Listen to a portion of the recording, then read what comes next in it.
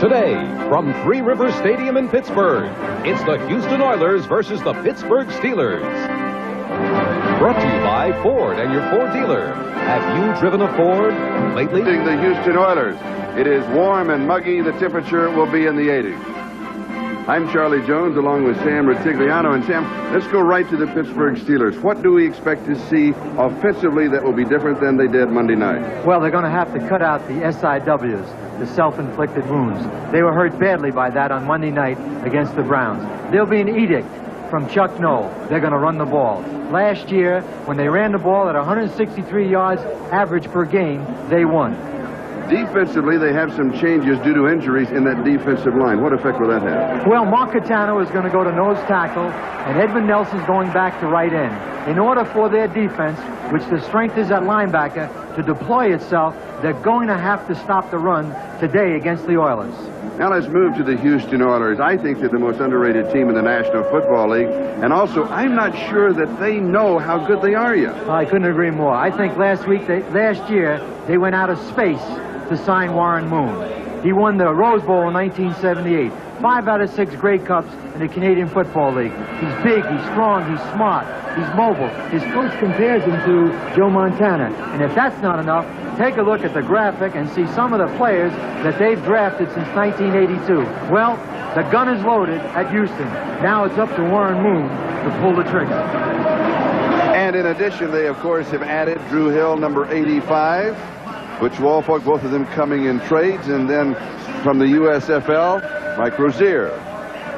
Hugh Campbell, the head coach of the Houston Oilers. Their record is 1-1, but in their heart of hearts, they feel like that they are 2-0 because 2 touchdowns were called back that the NFL office this week said should have been touchdowns.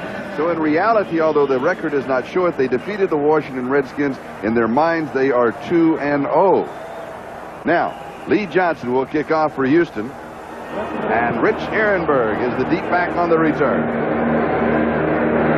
And he'll down it in the end zone, and the Steelers will bring the ball out to their own 20-yard line, and that's where they'll go to work. So Pittsburgh's ball at their own 21st down, and let's look at the offensive set. The quarterback is Mark Malone. The 2 running backs, Abercrombie and Pollard. The tight end is Darrell Nelson, and he has not caught a pass this year and only a couple last year. And the wide receivers, Stallworth and Lips, an integral part of the offense. And that offensive line, Rostovsky, Wolfley, Webster, Long, and Toonstilken. 20-yard line, first offensive play of the game.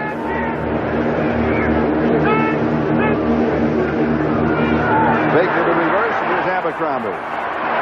And he is out of bounds at the 27-yard line. So, Sam, a quick pick of 7. It'll be 2nd down and 3. Keith Bostic was running out. We'll look at that defensive line.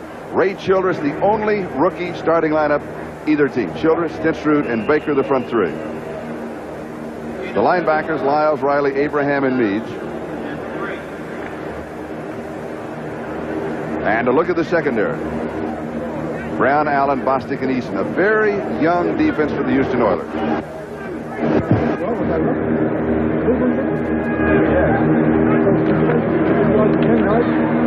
And Frank Pollard gets the call, and he'll pick up the first down. He has 4 to the 31-yard line. Robert Abraham, one of the inside linebackers, beating him, and the Steelers talked about it. Everybody talked about it. Established a running game. They felt that they did not run well, Sam, last Monday night. They are going to run well today, and you alluded to it in the opening. Well, I think it's going to help Mark Malone. They want to bring him now back on track.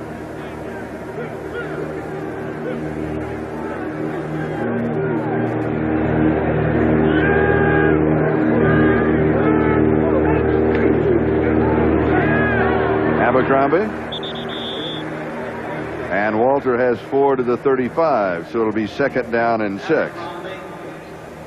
Abercrombie runs better on artificial surface than he does on real grass. So lead back now. 30 is the key blocker. Abercrombie does run better on AstroTurf. He finds the soft spot in the defense and picks up a couple of yards. I think if you're going to run the ball, you have to make that commitment because you may not gain a lot of yards, but you have to stay with it during the course of the game.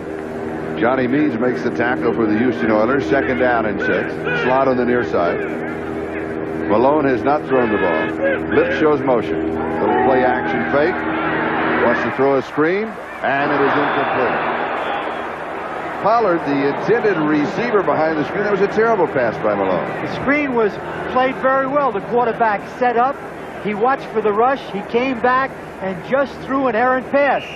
Watch him drop back, get into the pocket, fake, let the defense now rush. Now come back, lay the ball off to 30. There's no linebackers. You have 73 and 63 in front of the play, and he just threw an incompletion, and it could have been a big play. Rostovsky and Wolfley out in front of Pollard, but it's no game, no play, incomplete, 3rd down 6. Now he'll throw. And we know he's going to throw, and Houston knows he's going to throw. And he misses Lewis Lips. Steve Brown had the coverage, and it'll be 4th down and 6. So the Steelers came out. They were running the ball very effectively. They had to throw. They did not throw very well. Harry Newsom will be kicking, 44.6-yard average. And Willie Drury, the rookie out of West Virginia, on the return from the 28. He'll have about 4, maybe 5 yards on the return. They'll spot it around the 33-yard line. Bob Coors down very quickly.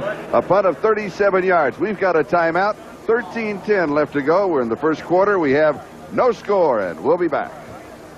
Houston on offense for the first time in the ball game, and we have no score. 13-10. Time remaining, first quarter.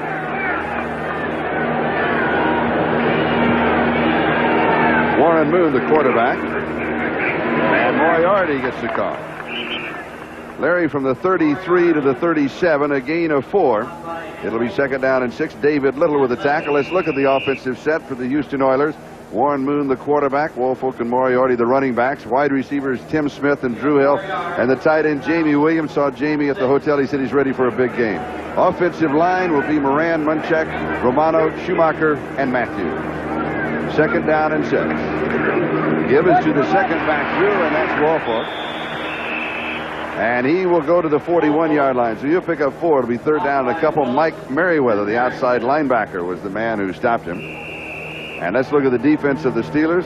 This is that change. Catano in the middle, and Nelson, who was in the middle, goes back outside. Gary Dunn is out with the knee injury. So it's a little bit suspect. Merriweather, Little, Cole, and Hinkle. Hinkle, the leading tackler on the ball club for the Steelers. Very active linebacker. Secondary, Woodruff, Clayton, Shell, and Williams. We're going to mark the ball at the 40, so it's 3rd down and 3. Moon has pressure, steps away. This is where he's dangerous. It is incomplete. Jamie Williams, the intended receiver. Jamie was coming back along the sideline, but the pass was too high. Wayne Woodruff had the coverage. Warren Moon is going to be very difficult to keep in the pocket today. Puts a lot of pressure on your defense, and he should have completed that pass. Johnson back to kick for Houston. So Lee Johnson, who is 4th in the AFC, will be kicking, a 44.5-yard average. Harry Newsom, the punter for the Steelers, is 3rd in the conference, with Rick Woods and Lewis Lips, the 2 deep back set for the return.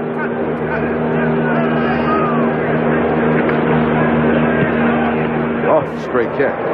They'll just let it sail.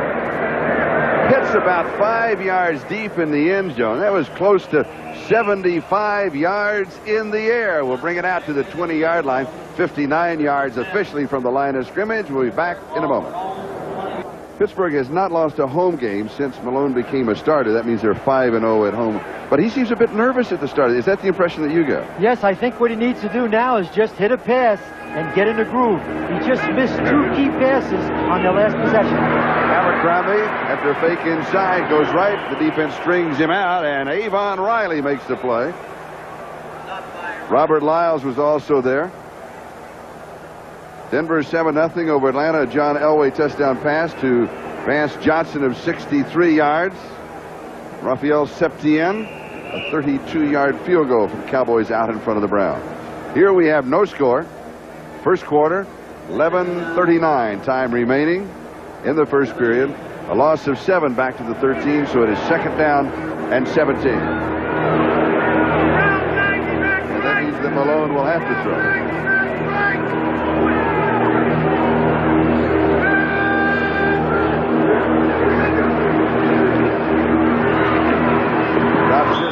And it is incomplete. Abercrombie, the intended receiver, and Johnny Meads had very tight coverage on him. And it'll be 3rd down and 17. They have to be very careful here now. They're deep in their third territory and have a 3rd and 17. They try to go to Abercrombie, number 34, to try to get half of it, and he just was covered too tight by the linebacker. So Pollard, number 30, comes out. Rich Ehrenberg comes in along with Steve Morris. Morris is there as a blocker, and Ehrenberg is there as a receiver. 3rd down and 16 officially. They have to throw the ball upfield. Look for him to throw to the middle of the offense, number 82, John Stallworth, to try to pick up the 1st down. Stallworth showing motion. Comes over the middle. He's open. Malone does not see him. Goes deep the opposite side to Lois Lips. 1st down, 35-yard line. A gain of 21 on the play. Bo Eason with the tackle. They had to throw deep. The important thing right now, release off the line of scrimmage. Make sure you get up to get the 1st down. Now come to the inside. They're in his own defense. He lays down very nicely and gets the 1st down. The key to that is to make sure you release off the line of scrimmage without being held up by number 24, Steve Brown. And you saw Steve, he let him go. He was picking up a receiver coming across underneath the coverage. 1st down, Steelers ball, their own 35-yard line, no score. And we're in the 1st quarter, and here's Abercrombie. And he is hit first by Steve Brown and then brought down by Bo Eason. So now the Steelers have got an offense cranked up, and we expect to see him in this situation go back and grind it out for a little while. I hate to use the word establish the run, but I think they're going to be forced to do that, but they have to get the ball to Louis Lips and John Stallworth to create the big plays in their offense. 2nd down and 9. Do they stay on the ground here or do they go to the air? They're going to throw the football here on 2nd and 9.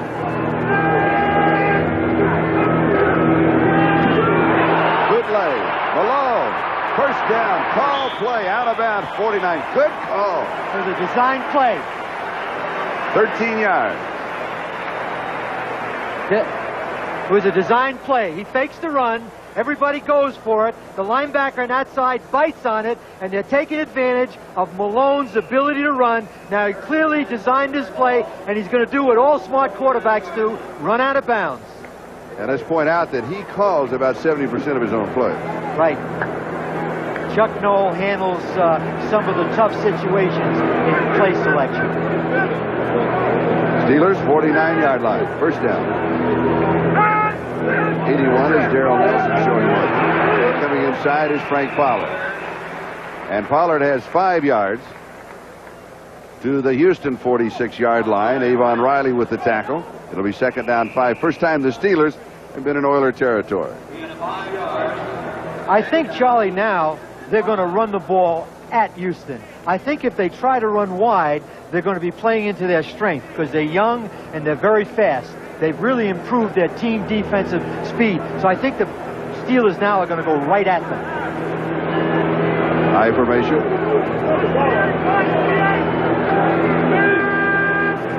Ehrenberg and Pollard.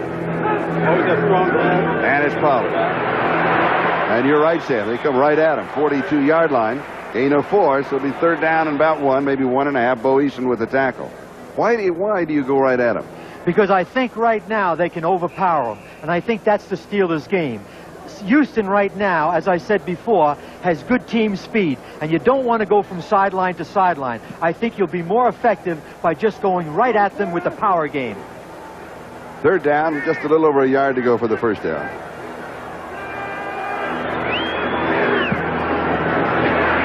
First down, Frank Pollard. 39-yard line. Needed 1.5, and he got 3. Johnny Meads and Bo Eason with the stop.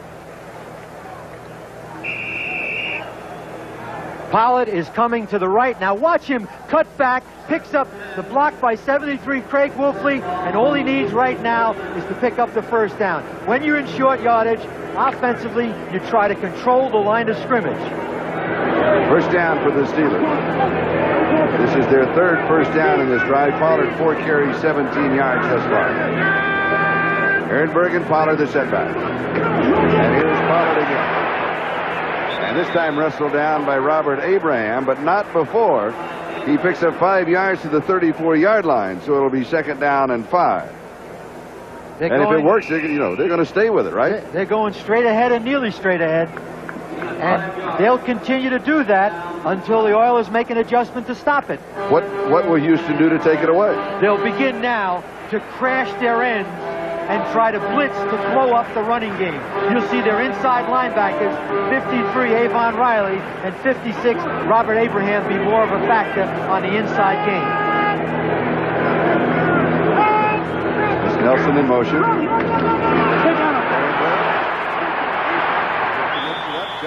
outside, 25-yard line, gain of 9. 1st down, Bo Eason chases him out. So as soon as they concentrate inside, you want to get outside very quickly. Well, when you say they're going to go straight ahead, you also have to use some degree of change-ups to play for the adjustment that you know the defense is going to make.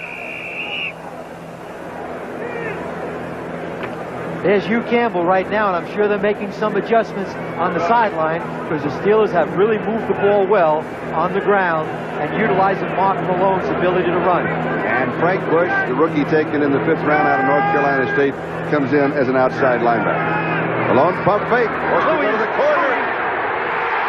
He's got it. Lewis left. Touchdown Steelers.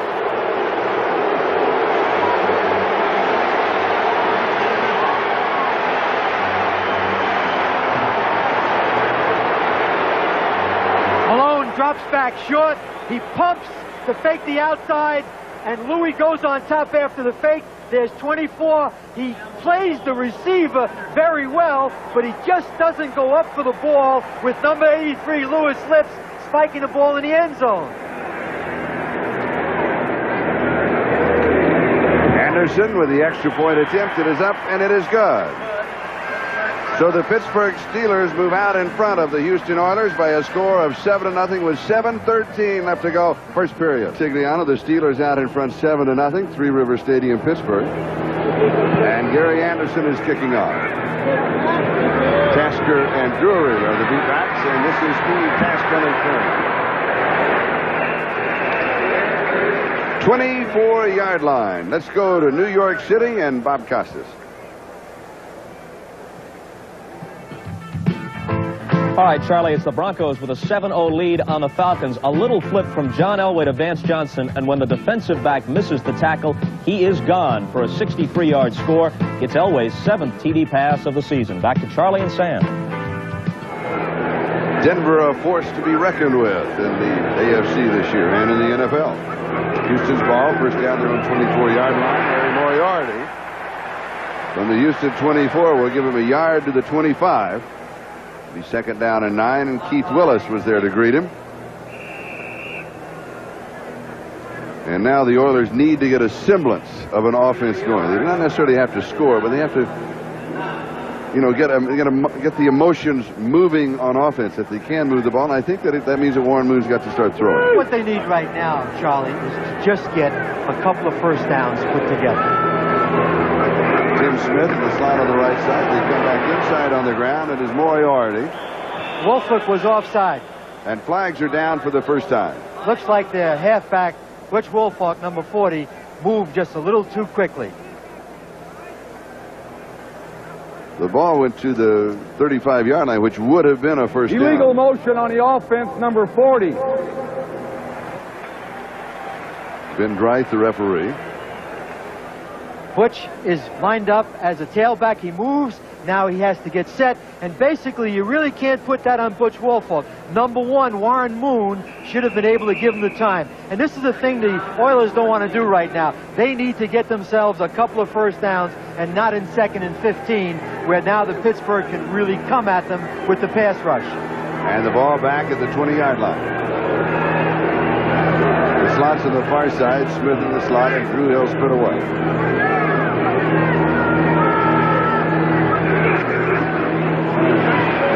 To the weak side with Moriarty, but the defense is there as Mike Merriweather, the Pro Bowler, makes the tackle.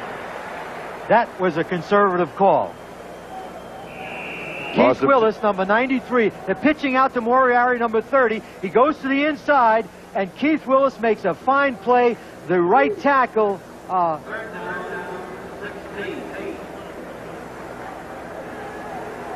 The right tackle on Houston, number 74, Bruce Matthews, did not make the block. Willis just beat him and made the play in the backfield.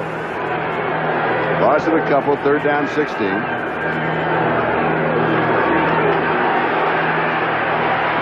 Moon has time, and the pass is complete to Tim Smith. He comes down with it at the 30 or the 31-yard line. That will be shy of the first down. He needed to get to the 34-yard line, so he comes up about 2.5 to 3 yards short. Harvey Clayton makes the tackle, and that means that Lee Johnson will come in to kick for the Oilers.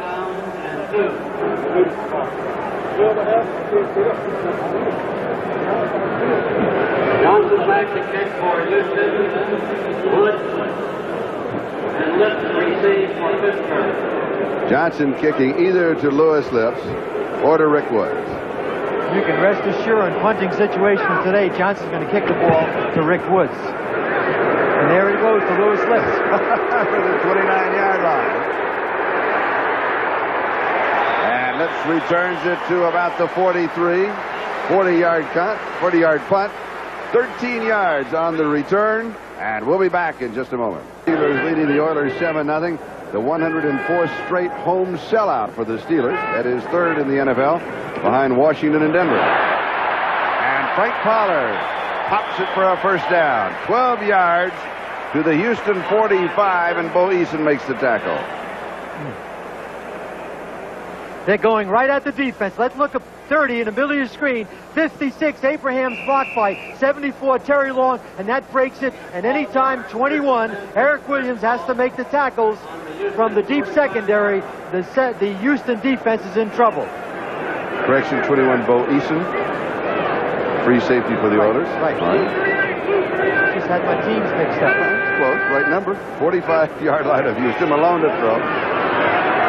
And he goes deep. Stallworth. Incomplete. And John almost made the play, reaching back over the top of Patrick Allen. Patrick Allen he played him well, though. He played it very well. I think Mark Malone, as he drops back here, is waiting too long. He lets the ball up too late.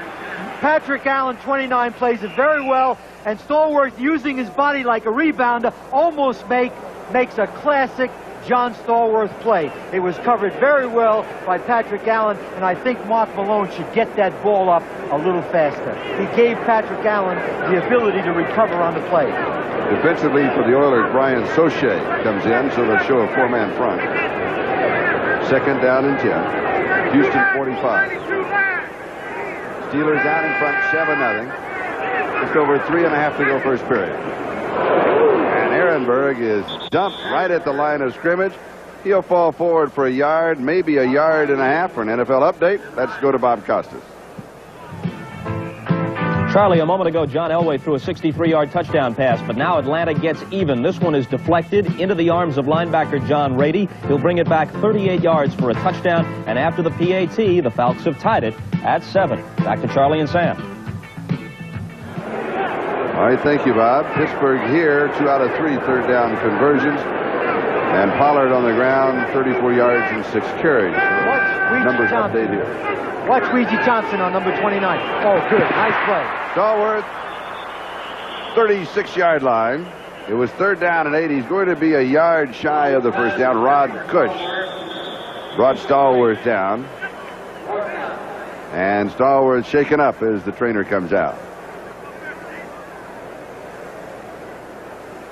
Stallworth on Monday night, his 400th career reception. 47th man in the NFL to reach that plateau. I don't think it's serious. Malone now feels the blitz coming. Stenzeroot's right in his face. 67. He gets the ball off quickly to John Stallworth. And 37, Rod Cush makes a nice play and separates the ball. They would have had a first down. And, of course, now Stallworth is out there. I don't think it looks very serious. It looks like he just got the breath knocked out of him. So the ball goes back to the line of scrimmage, which is the 43. And it'll be 4th down and 8. Dallas leading Cleveland 3-0 first quarter score. The Giants out in front of St. Louis by a score of 7-0. A Phil Simms touchdown pass. Denver and Atlanta now tied 7-7 on that interception by John Ray. Philadelphia 3, Washington nothing. McFadden a 42-yard field goal. San Diego 3, Cincinnati nothing. A 20-yard field goal by Bob Thomas. New England 3, Buffalo nothing. Tony Franklin field goal of 32 yards. And New Orleans 7, Tampa Bay nothing. A Dave Wilson touchdown pass. That's updated everything. And Harry Newsom will be kicking as Stallworth comes off of the field of combat.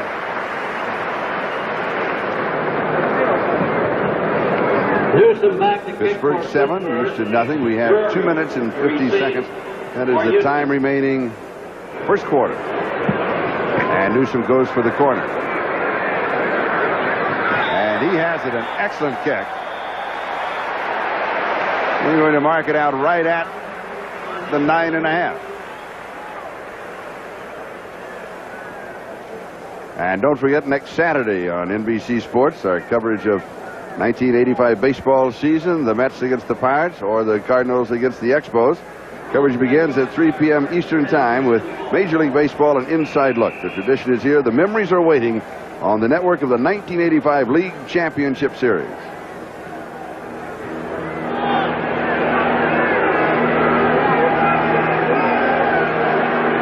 So Houston unable to get out of their own end of the field thus far. Little play action fake. Moon has pressure at the 1, and he will be dropped at the 1-yard line.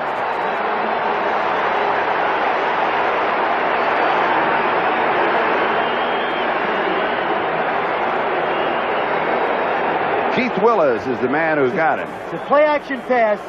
Moon sets back. He looks like he has room, but Merriweather's going to come off this block late. That was a coverage sack. There wasn't anyone open upfield, and he had to eat the ball. And what's happening in Houston right now, they're not playing the field position game very well. They have a long, long way to go on every single drive. Rozier comes into that offensive set. And Moriarty gets the call from the 1. And Larry may get just outside of the 1, but that's about it. Edmund Nelson makes the defensive play. Okay. Harvey Salem, number 73, making his first appearance of the season in this ball game. Left tackle, he's been bothered by a knee injury. As Harvey Salem does a nice job blocking on Edmund Nelson, number 64, and Harvey Salem, number 73, needs to get back into this Houston offense. Third down and 18. Intercepted. At the 22-yard line, it is Donnie Shell with the interception.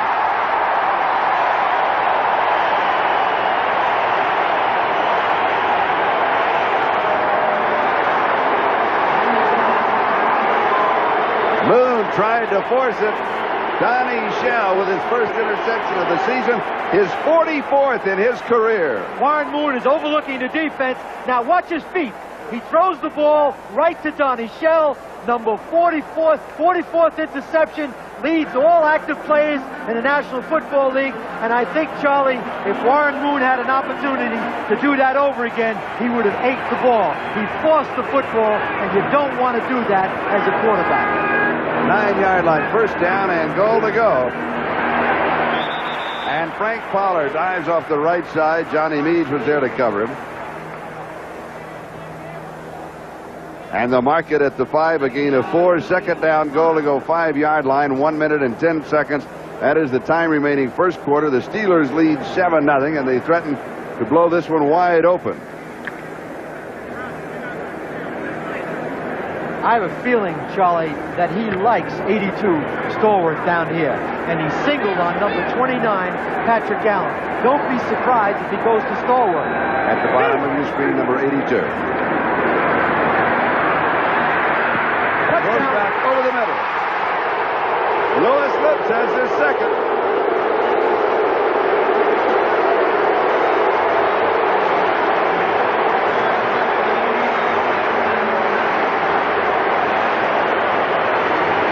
When you look at the replay, you'll see Malone looking to the left to Stallworth. He was covered, then he rolled to his right, and he picked up Lips, and he hits him. Well, he's looking to the left to Stallworth Ehrenberg, and this is what a good athlete does for you. He runs to his right, he finds Lips in the end zone. The extra point is there. Gary Anderson tags it on, and the Steelers lead the Oilers 14-0 with 42 seconds left to go first quarter. This is the advantage of having a good athlete at quarterback. And defensively now, don't worry about the end zone, defend receivers. And 83 now has the second touchdown, and number 24, Steve Brown, looked like he had the coverage, and he was just too late. And right now, I think Mark Malone is back on track. And don't forget Donnie Shell's interception, his first of the season, his 44th in his outstanding career, set the whole thing up. 14-0 Pittsburgh, and Gary Anderson will be kicking off for the Steelers. With Steve Tasker, number 80, and 15, Willie Drury, a pair of rookie speedsters. Tasker from Northwestern, where he was a return specialist, and Drury from West Virginia. There's Lewis Lips. He's back on track. He caught 3 here in the first game against the Colts, and he already has 2, and the first quarter isn't over. Tasker takes it at the 1, to the 15, to the 20, and he returns near the 25-yard line. Mike Merriweather was down on the special teams for the Steelers. And so Houston, with 32 seconds left to go in the first quarter, still at their end of the field, and they have yet to show any semblance of an offense. Charlie, I think they'd have to throw the ball a little bit now on first down and try to get something going and get their offense in gear. Right now, they're facing too many second and third long situations and also poor field position. Houston, first drive went to their own 41. The second drive, they went to their own 32. A flag is down. And on their third drive, they had the interception by Donnie Shell. Looks like it's against Houston, and now it's going to be another first and False 15. start, offense, number 73. The call on Harvey Salem. This is Harvey Salem, number 73's first game. Hadn't played in the offseason, and it's his first regular season game, and they need him there. Last week, Eric Moran, number 72, had 4 holding penalties against the Redskins. Rozier and Moriarty, the running backs. This is Larry Moriarty. Another conservative call. He'll get maybe a yard. Cole with the tackle. Let's join Bob Costas. Bob? Charlie, the Cowboys are giving the Browns a taste of those post-Monday night blues. Here it is, Danny White, 11 yards to Doug Cosby. The Browns, who beat the Steelers in Cleveland on Monday, are trailing in Dallas 10-0. And here, Pittsburgh leading Houston by a score of 14-0. Keith Willis is the player who is down. They can ill afford to lose Keith Willis. John Goodman and Gary Dunn, 2 defensive linemen of Pittsburgh, are already hurt. But Willis is on his feet, and he looks like he's going to be okay. And he'll be replaced by their number 1 draft choice, Darrell Sims, out of Wisconsin, 6'3", 269-pounder. Second down and 13. They'll mark at the 22-yard line. But Houston very conservative at their end of the field. At this point right now, they've got to open up, open the gates, get going. They've got to move the football. They're playing in Pittsburgh Steelers' hands. And time has run out in the first quarter. That is the end of the first period with the score. Pittsburgh 14, Houston nothing, and the Oilers have problems. We'll be back in a moment. They were unable to get any kind of an offense going. Warren Moon completing 1 of 3 for 14 yards, and he suffered that interception that Donnie Shell picked off. Tim Smith in the institutional. Second down and 12.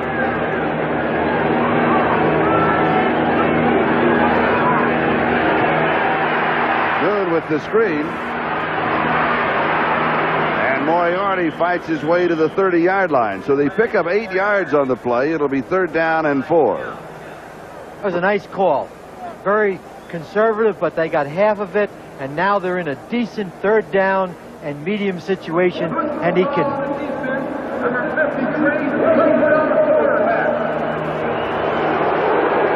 A penalty called on Brian Hinkle. And they'll tag it to the end of the play.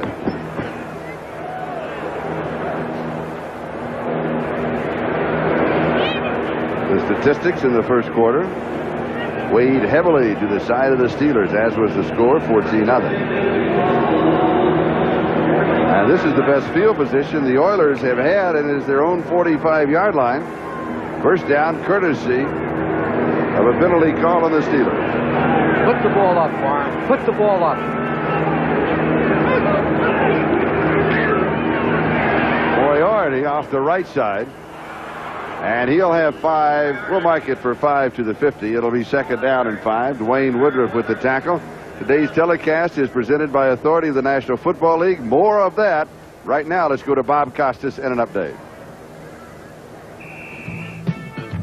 Charlie, a week ago, officials' mistakes cost the Oilers 2 touchdowns in Washington. It almost happens to the Bengals today. Esiason to Collinsworth. He's obviously bumped over the line. The official at first makes a terrible call, says no TD. But they conferred, and then Gene Bart's crew reversed it. Touchdown, Bengals. And we're back at Three Rivers Stadium. Second down and 5. Rozier picks up close to the first down. Let's see where they spot it. David Little makes the tackle. They're going to mark it up just shy of the 45 of Pittsburgh. So it'll be third down, about a yard to go. As I was saying a moment ago, today's telecast presented by authority of the National Football League, intended for the private use of our audience. Any rebroadcast or other use of this telecast without the express written consent of the Pittsburgh Steelers and the National Football League is prohibited. Third down and 1. Steelers lead 14-0. Houston has converted 1 of 4 third down opportunities. Warren Moon is trying to wedge it out, and he's got it. Give him a yard to the 44. Hinkle with the tackle, and first down Houston. Nelson also there.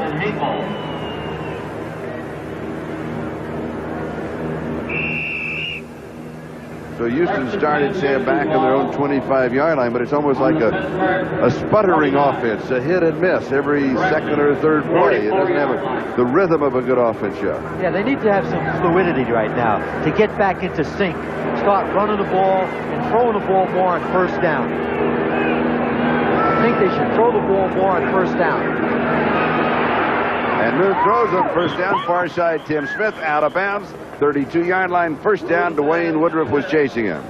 And that's what Warren Moon needed to do right now. There's Dwayne Woodruff, number 49, covering Tim Smith on that play. Now he's completed a pass upfield, and now I think they're in sync. And it's important on this possession that they come out with something. 32. Check the scoreboard as play continues here. Steelers 32-yard line, first down. Houston needing a touchdown to get back into the ball game. Rozier. A couple of yards to the 30. It'll be second down and 8. Dwayne Woodruff with the tackle. Rozier, as you know, in the USFL, played for 2 teams, one of the teams here in Pittsburgh. One of the interesting things now, Charlie, there's a score, Philadelphia 6 and Cincinnati nothing, is that Rozier now is playing fullback. And number 32, Stan Edwards, is at halfback. I think they want a little bit more quickness at that spot. Second down and 8. Now they've changed again. Moriarty's back at fullback and Rozier at halfback.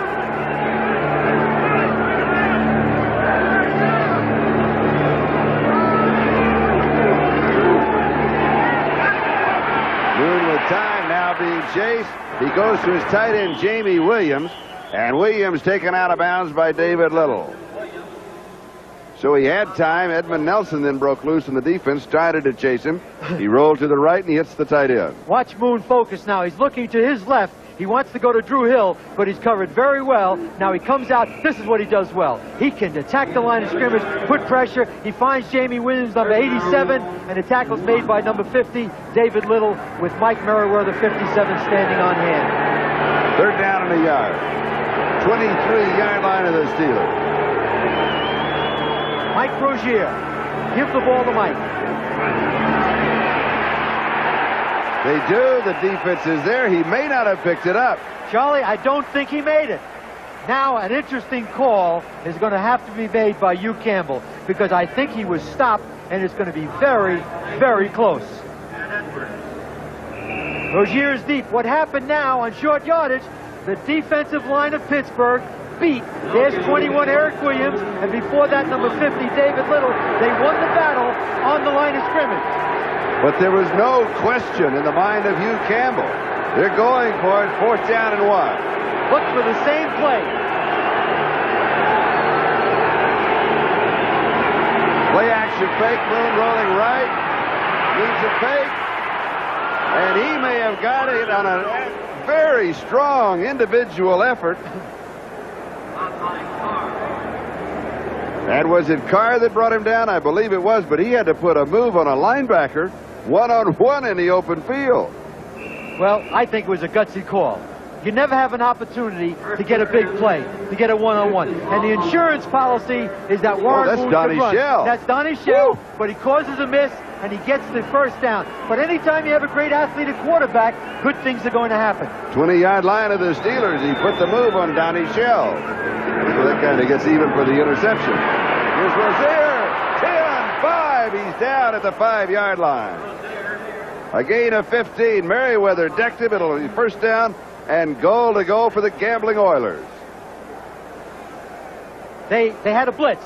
He gives the ball to Rozier, number 33. He breaks to his left. 21 is coming in for the hit, and he misses him. Eric Williams, and Rozier goes right up to the defense.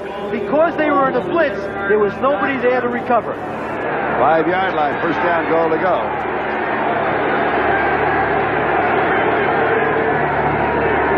Norfolk and Moriarty are the running backs. Moriarty, and he'll get a yard, maybe a yard and a half. Let's mark it to 4. It's second down, goal to go. This drive started back at the Houston 25-yard line, and now has consumed 14 plays. The next one, the 50. Well, I think one of the key plays in this drive was the roughing of the passer by number 53, Brian Hinkle, and it kept the drive going, because at that point it was 3rd and 5 at midfield. They're going to have to throw the ball now on second down. I look for them to throw a play-action pass here on second down. Dressel going in motion. Here's Moriarty. No gain. 3rd down, goal to go. 4-yard line. David Little led the defense. This is a tough defense when you get down inside that 5-yard line. They don't have to worry about covering deep in the end zone, and they have a lot of people committed on the line of scrimmage, and there's David Little, number 50, and the strength of the Pittsburgh defense is their linebackers. 3 tight ends for the Oilers. Williams, Dressel, McCluskey.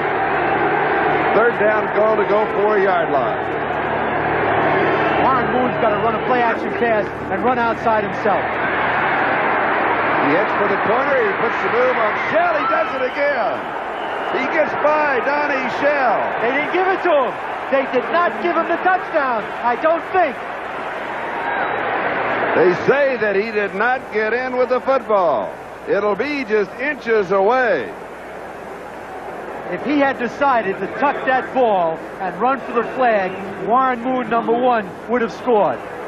Now we have another decision to make. Now watch him come to the outside. Now put your head down. Oh, Shell is in good position. Now let's watch it, see if the ball crosses the plane, and the ball does not cross the plane, and it's a good call by the officials. So inches away, 4th down, goal to go. Give the ball to Rozier. Rozier on the fake. Boone has dropped the ball. And the Steelers will take over on downs. A play action fake. Rozier was going over the top, and in the end zone all alone was number 88 tight end Chris Dressel. Shell recovers the fumble, and we'll be back in a moment.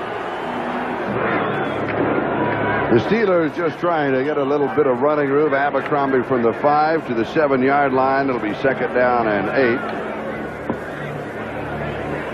8. The effect on the Houston Oilers.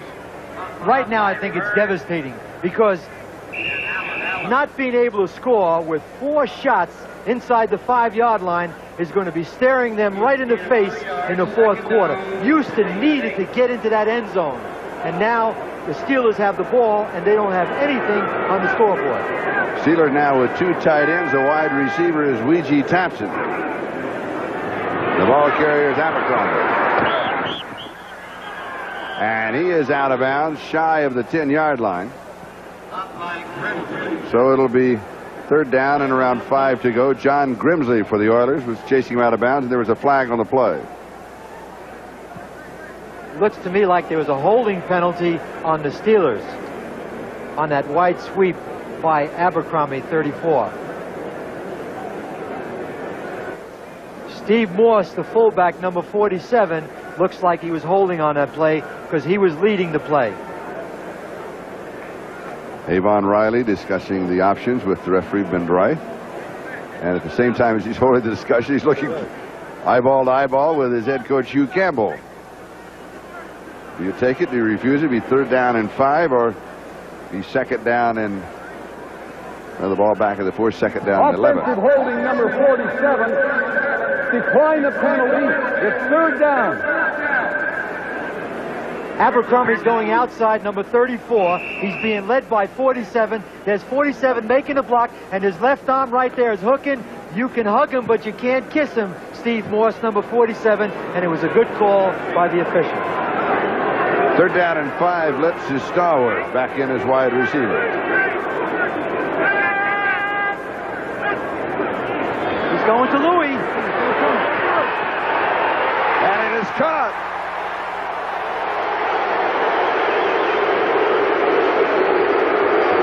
And Steve Brown at good position. 28 yards. Here it is. Louis Lips. Louis Lips. He releases off the line of scrimmage. Now the game is over. Once the receiver releases off the line of scrimmage, he wins the battle. Now watch him concentrate. And Brown, Steve Brown, 24, did the same thing. His position was very good, but he didn't play the ball just like the receiver. And that's why Lips now made another big play for a 38-yard gain. So Louis Lips has 2 touchdown receptions thus far. Big play man in the ball game. Pumping and then going deep. Stallworth had a misread. Patrick Allen was dropping back on the far side, but Stallworth had cut it off. He was running a hook and go. There's 29 Patrick Allen, and they were running a hook, and Stallworth was on the first pump by Mark Malone, was going to run deep, and John Stallworth there on the top of your screen, number 82, did not respond to it, and Malone did the best thing. He threw it to some blonde's lap in the mezzanine. Second and 10, back at the 38-yard line. Ouija Thompson comes in as a wide receiver. He replaces Lips on the right side, Stallworth on the left side. And that's Thompson in motion. Abercrombie. First down and more.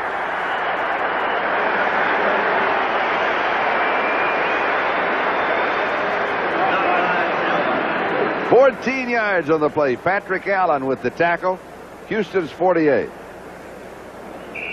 Ouija Thompson is not only a good receiver, he's the best blocking receiver that they have on a team. And he's brought in for those situations. There he's in motion, 87 on top of your screen. He puts the hat right on the defender, number 24, Steve Brown, and number 34, Walter Abercrombie, breaks some tackles and clearly runs for about 13 or 14 yards for a first down.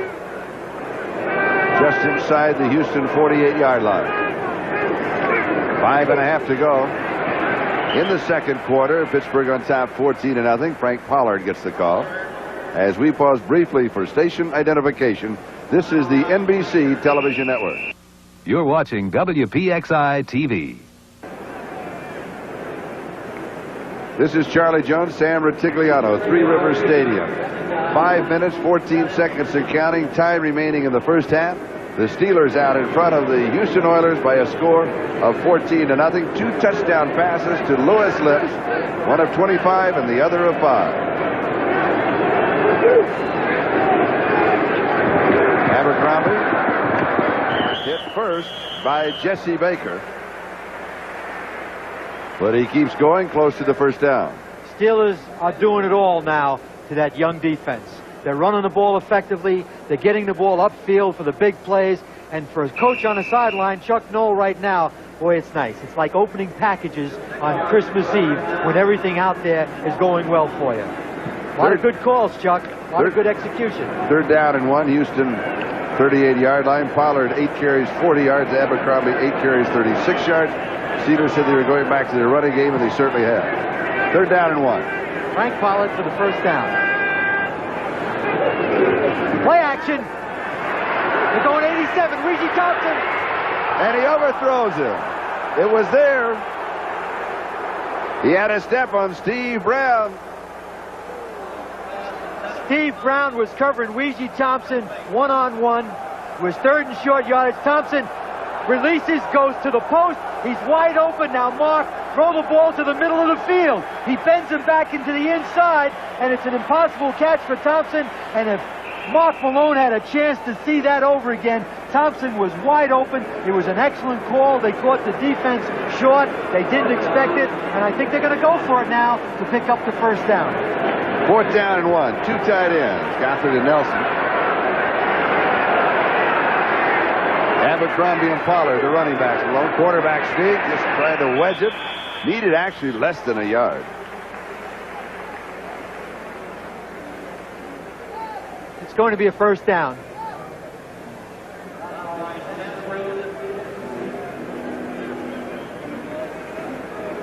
Where Mark Malone made the mistake on that play, he tried to hit the receiver rather than lead the receiver to the open field.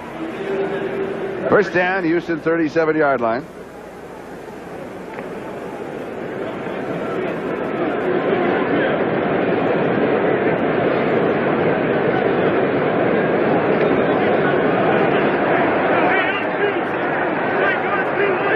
Gibson, Stallworth, wide to the near side. Do you go deep? Well, I think right now they're going to go to the 2-receiver side, and apparently Mark Malone saw something about the defense or the formation that he was in that he wasn't very happy with.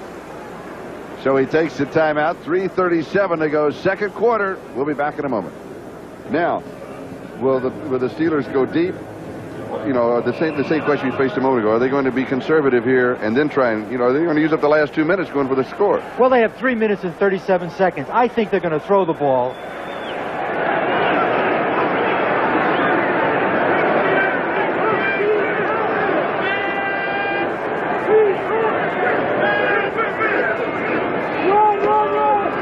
Here's Abercrombie.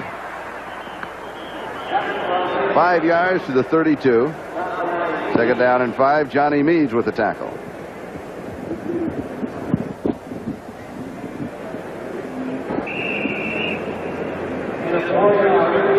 $34 yards for Abercrombie today.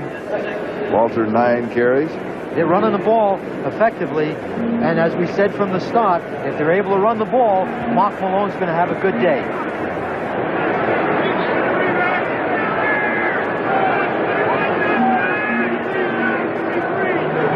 Second and 6.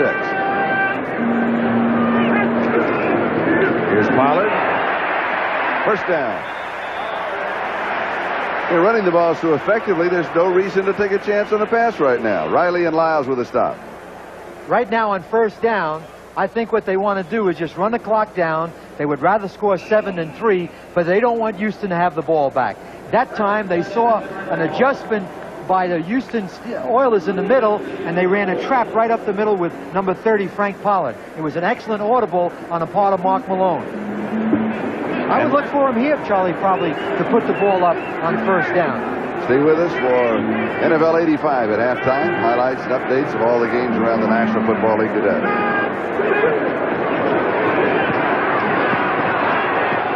It is caught by Louis Lips.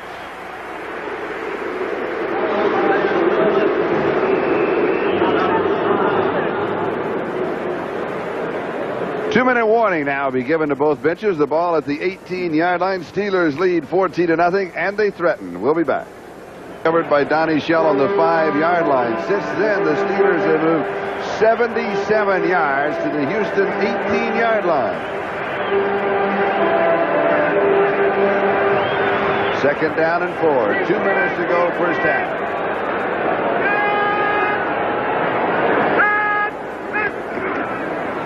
Abercrombie led by Pollard. Gets the block, cuts inside. 13-yard line, needed 4. He got 5. He has the first down. They have plenty of time, and they have 2 timeouts left.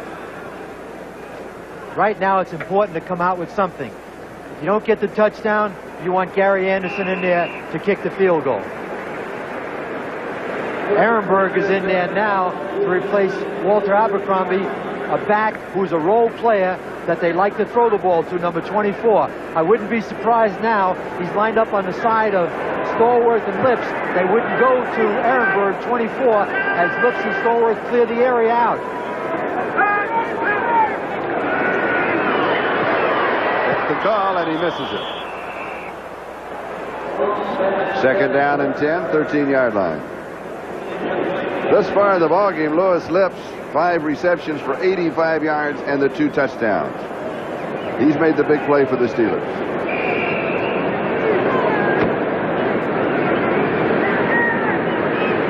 .111 left to go. First half. Steelers up 14-0 over Houston. Houston had the one drive that was thwarted just inches away from the end zone. I look for them now to throw the ball into the end zone. They're on a 13-yard line. Looks like they're going to use motion, but they don't. They give the ball to Abercrombie. And he's brought down at the 12-yard line by Ray Childress.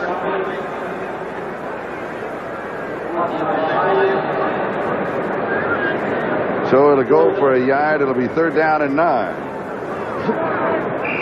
And with the clock marching 50 seconds and counting.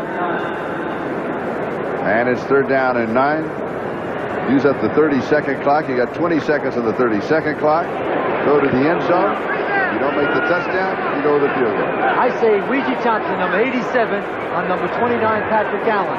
They're not giving Patrick Allen any help. At the top of the screen. Single cover. And we've got jumping. Ehrenberg was in motion, so I think it might be on Houston, who jumped too quickly. Offense false start, number 74. On the guard, Terry Long. Terry Long inside.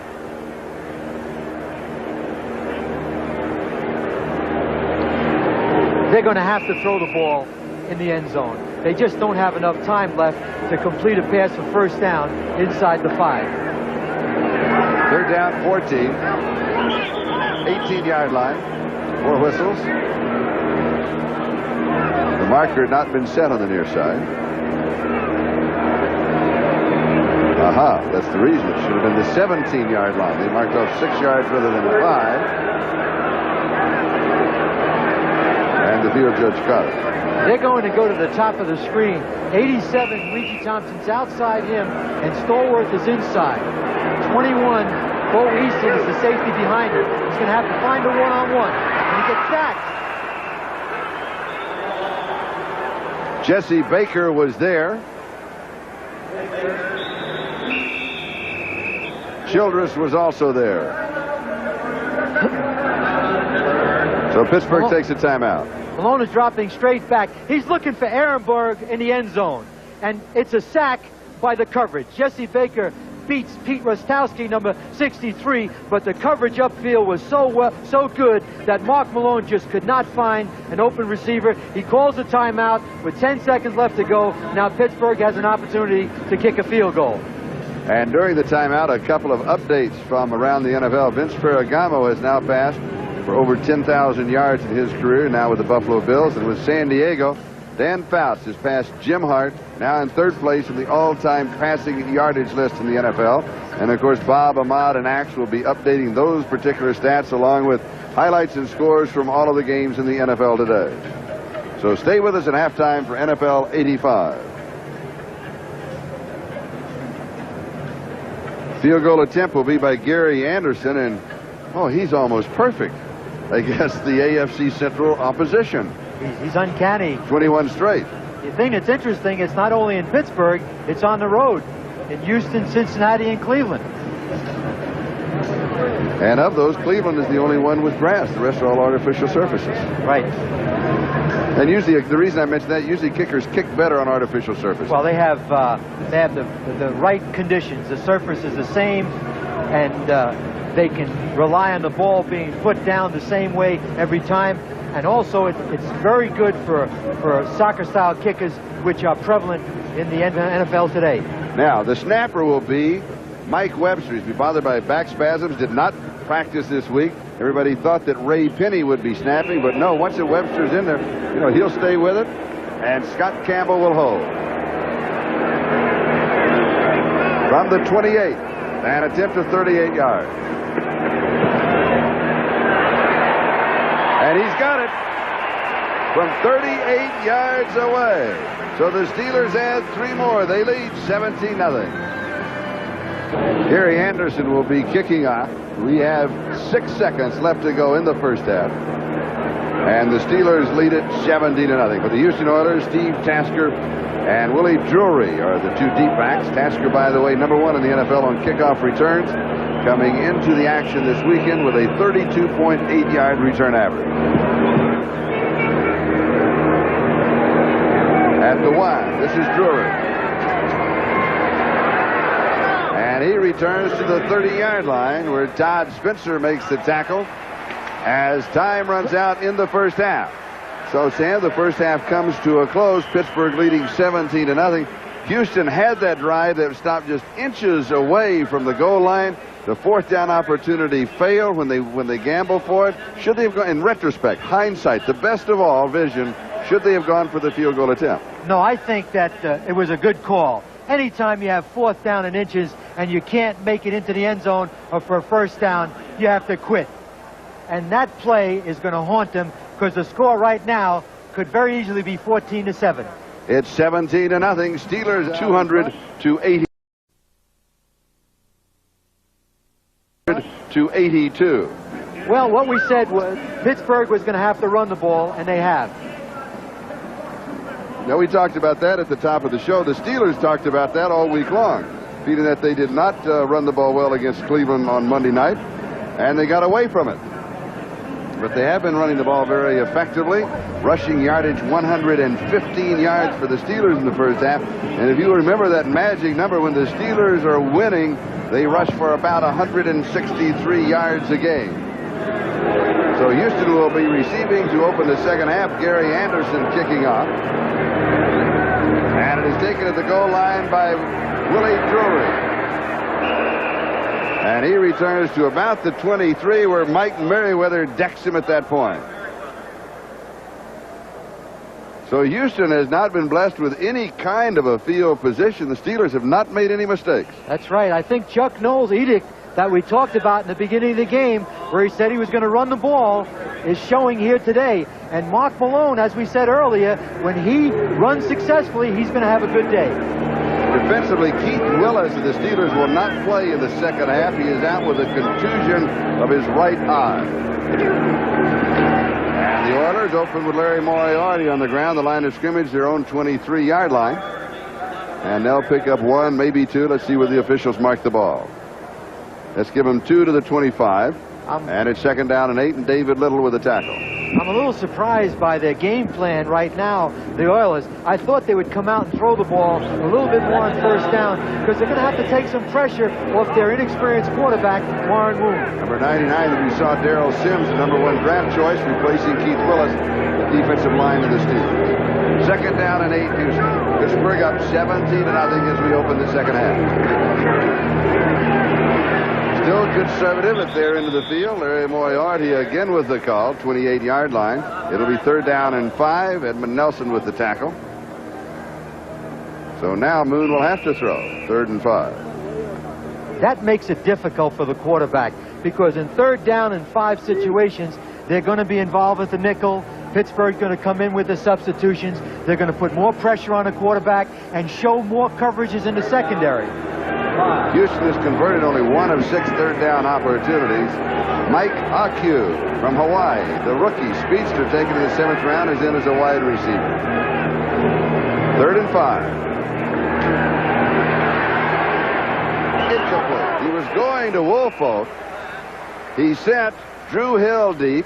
He sent Tim Smith deep, and he sent Aku deep, and then tried to throw back underneath the coverage for the first down. And Butch Woolfolk was wide open for the first down. He ran about a pattern just enough to get first down, then sat down, and Warren Moon just missed him. There's Butch Woolfolk going off on the sideline, a good multi-purpose back. 4th down 5, Lee Johnson, left-footed kicker. That means it's the ball is spinning the opposite way, a little like a knuckleball. He's a good one. Oh, it's a great one. Woo. Rick Woods. Woods fields it at the 19. Gives ground to the 15 and is cut down back at the 13-yard line. Robert Lyles was there, a 51-yard kick, a loss of 3 on the return, and we'll be back. All first down, their own 15-yard line, the official spot. Their first offensive series in the second half, and they open with Pollard, a conservative opening. A gain of 8 to the 23, and to be second down and a couple. Mike Webster, the offensive center for the Steelers, in 12 years has never missed a game. This is his 164th regular season game. Did not practice this week with back spasms. Age 33, and he just Mike Webster on going. Mike Stenenrud, number 67, comes off the ball and turns him, and they're running right at the Houston defense with a great deal of success. Here's Pollard straight ahead, a sidestep shuffle, has 8 yards to the 31. Keith Bostic with the tackle, first down. Do you have the feeling that the Oilers are still suffering the aftershocks of the failed touchdown from inches away on 4th down? Charlie, that stays in your stomach like indigestion. When they were on the 5-yard line and they had a chance to score a touchdown and get back in this ball game, and I think it affects the entire team and the coaching staff. It is first down, a correction of the graphic, first down and 10, 31-yard line. Here's Abercrombie, 4 yards to the 35. Second down and 6, Frank Bush with the tackle. And I'm assuming that the Steelers are going to play the second half basically with the same game plan as the first. They're going to be conservative. They're going to run. They're going to run straight away. And then when they have to throw, then they will be throwing. But not until they have to throw. I also feel like they want to get back into the running game. And they're in a good situation right now because they can bleed the clock, get back in the running game. Houston is going to have to stop them from running the football. Little play action fake to Ehrenberg. Malone keeps. The trailer was Pollard. I thought maybe he was going to pitch to him. Charlie, that was a option play. That was a quarterback option play. I'm sure they put that in their offense for Malone. We saw that early in the game. That's what it looked like, but I wasn't sure. He reverses and fakes the 24 Ehrenberg. Now he comes out and challenges the linebacker. He sees it's wide open, follows the block of number 73, Craig Wolfley, and 16 could have flipped to Pollard, but he decided to keep the ball. That's 2 times now they've used Mark Malone's ability to run. Gain of 7, first down, 42-yard line. Ehrenberg and Pollard are the running backs. Here's Ehrenberg. And he slips a tackle of Stensrud.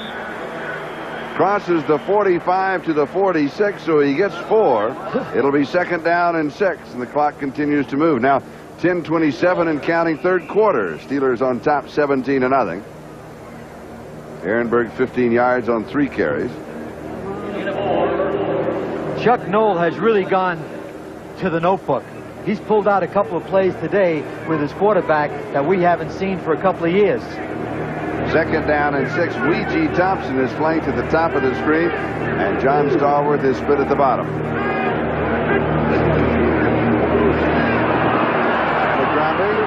Good defensive play. He lost of a yard, maybe 2. Stensrud and Johnny Meads make the play defensively. Loss of 1, third down and 7. Weegee Thompson, again the lead blocker. Good wide receiver, but they use him as a lead blocker a lot of times. Number 87. It's unusual to have a big receiver that can block like this. There's 87 now. He actually misses the man. He comes back, but he does what a good blocker will do. If you miss one, just pick up a different color jersey and hit him. Mike Stensrud shaken up on the play. We've got a timeout. And we'll be back in just a moment. The score, the Steelers 17 and the Oilers nothing. We're at Three Rivers Stadium this afternoon. To Rich Ehrenberg, 50-yard line. Gain of 5, but he needed 7. So it'll be 4th down and 2. Rod Cush with the play. And so Harry Newsom will come in to kick. The Steelers had 3 wide receivers just trying to open up the middle. They went up in the middle, and Rod Cush, 37, was one-on-one with Rich Ehrenberg, and had he not made that tackle, he would have ran a long way for a first down. It was an outstanding play by number 37, Rod Cush. Harry Newsom kicking, going for the far sideline. Drury chases it and chases it out of bounds. We'll mark it out at the 18-yard line. So Houston will have the ball, 1st and 10. The ball on their own 18-yard line with 8 minutes and 36 seconds left to go in the 3rd quarter. Houston now has got to get back in the game on this drive. The clock is running on them, and they have to throw the ball upfield. Get the ball to Drew Hill, get the ball to Tim Smith, and forget about running the ball inside. They're too far behind for that type of thought right now offensively.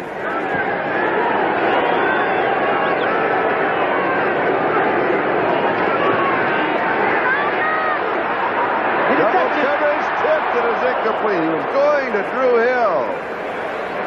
It looked like an interception by number 21, Eric Williams.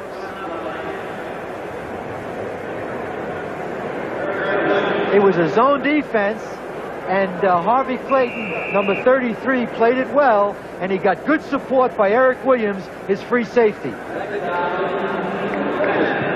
Again, I believe Warren Moon waited too long to get the ball up. Mike Holston in as a wide receiver. He splits wide to the near side. Tim Smith at the top of the screen. 2nd and 10. Has pressure and a sack.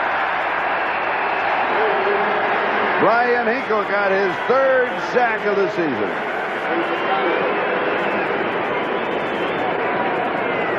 2nd sack of the ball game for the Steelers. Merriweather got the other one. Watch Warren Moon. This is an indication of the game. Watch him focus, refocus, move his feet. He just isn't seeing, or there are people upfield doing an outstanding job on a part of Pittsburgh recovering, and that's what caused that sack by 53 Brian Hinkle.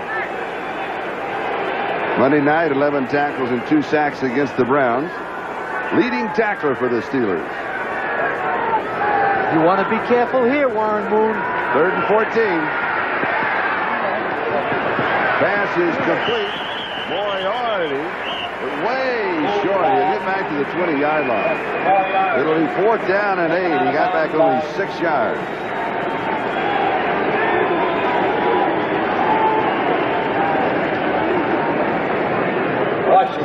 I think Warren Moon is seeing the Pittsburgh defense in a maze. To him, it looks like Times Square on New Year's Eve. He's got to refocus and settle down. Someone's got to help him on the sideline to get him to some viable receivers, because he's not seeing open receivers from the pocket. Lee Johnson will be kicking. Lewis Lips and Rick Wood set for the return, and the Steelers will come up. Very good field position here. This is Woods. And they'll have the ball around a 45-yard line. So excellent coverage by the Houston Oilers. A 36-yard punt. No return.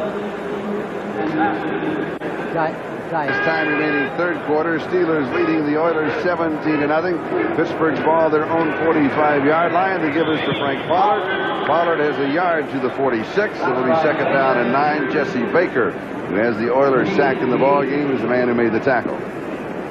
That's one of the few times in this game that the Houston defense has done a good job on 1st down run. E.G. Thompson checks into the offense of the Steelers, and Lips comes out.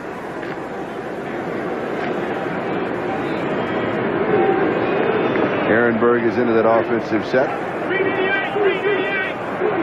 And as the single back, as Pollard is off on the right wing. Oh, we're going to have a pitch maybe to Ehrenberg.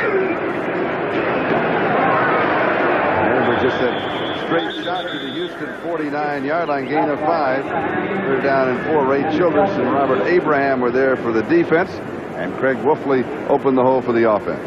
Craig Wolfley, number 73, on top of your screen, does a good job on 72. Soche, look at him move his feet and drive him back. He almost drove him back about 10 yards.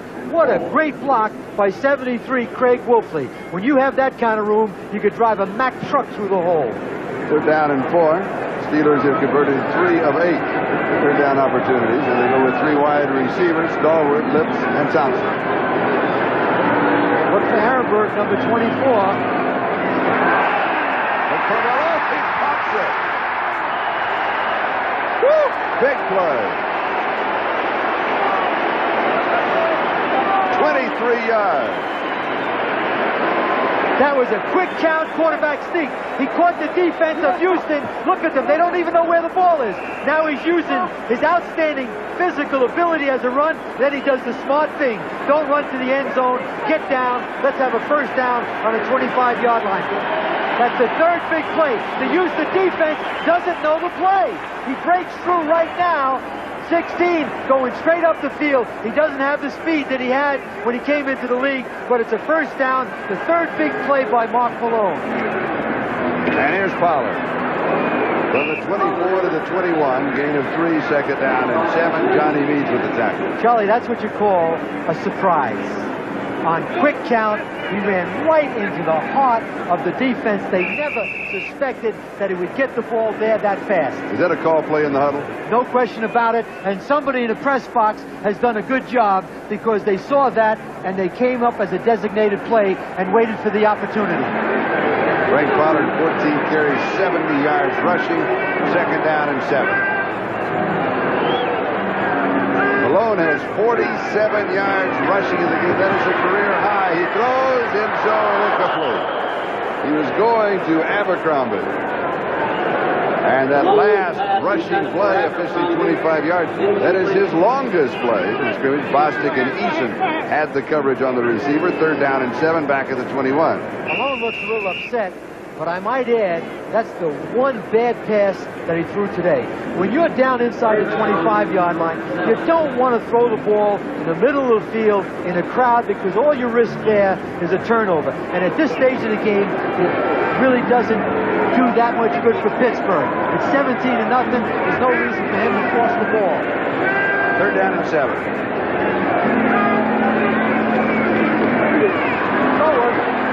And it's low. He was going to Stallworth, but he really missed it. Brown and Bostic are there for the defense. 4th and 7, and Gary Anderson comes in for the field goal attempt. Anderson 1 for 1 in the ball game, hitting from 38 yards.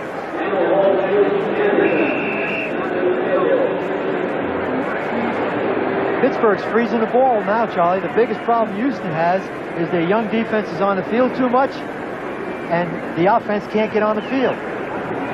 38-yard attempt from the 28-yard line. Gamble to hold. And it's there.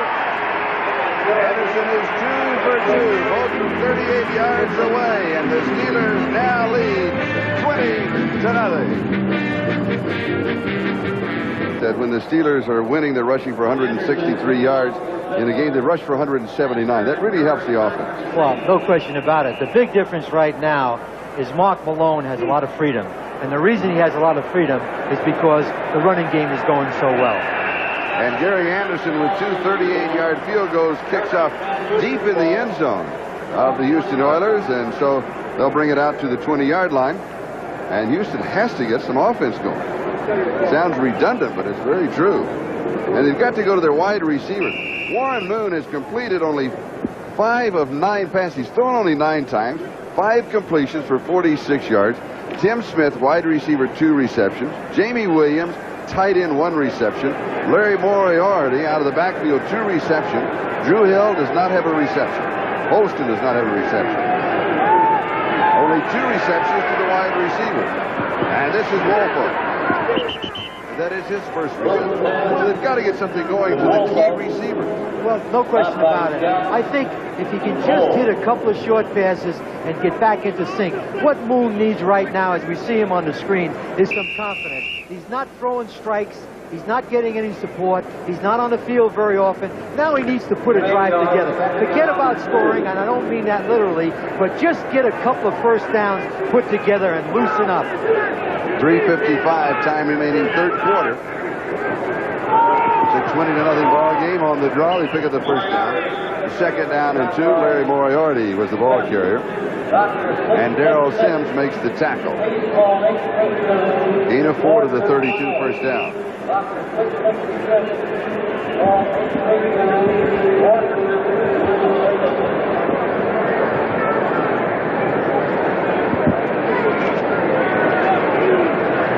Tim Smith, top of the screen. Drew Hill, split to the left.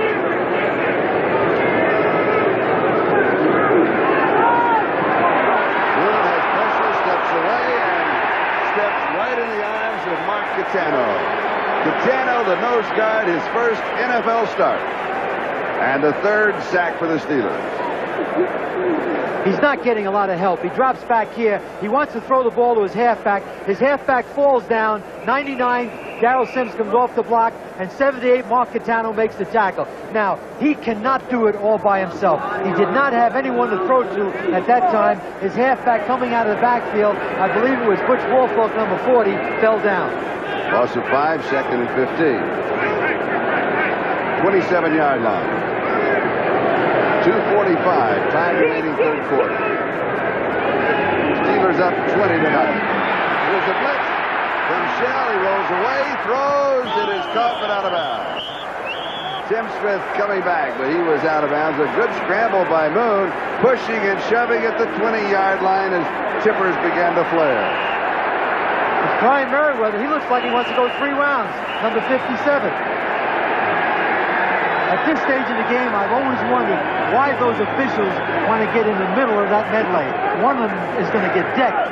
There's Merriweather, 57. There's no reason to fight. You're better off being a lover. And Why also, fight at this stage of the game? Edmund Nelson ended up without his helmet. I'm not sure why, but rule 1 is keep your helmet on. Well, there's Ben Wright, the referee. If there's anybody in the National Football League that can control a game, it's Ben Wright. Third down and 15. 27-yard line, Houston in their own territory.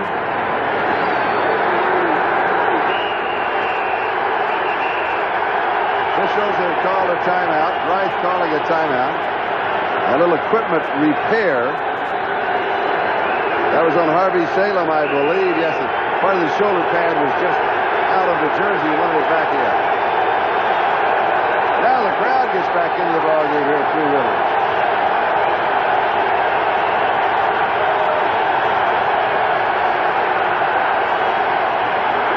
Flag is down. Throw it up. And way overthrows Butch Woolfolk. Now, I noticed the offensive center. The marker went down the play. Notice the offensive center for Houston. He is moving that left arm before he snaps the ball. And he's moving it back and forth. He did it a couple of times. Almost one of the Steelers stepped into the neutral zone, then stepped back out. I think we have a penalty by 99, Darrell Sims, and Warren Moon had a chance to throw it up. Number 99 was in the neutral zone at the snap. That's a 5-yard penalty.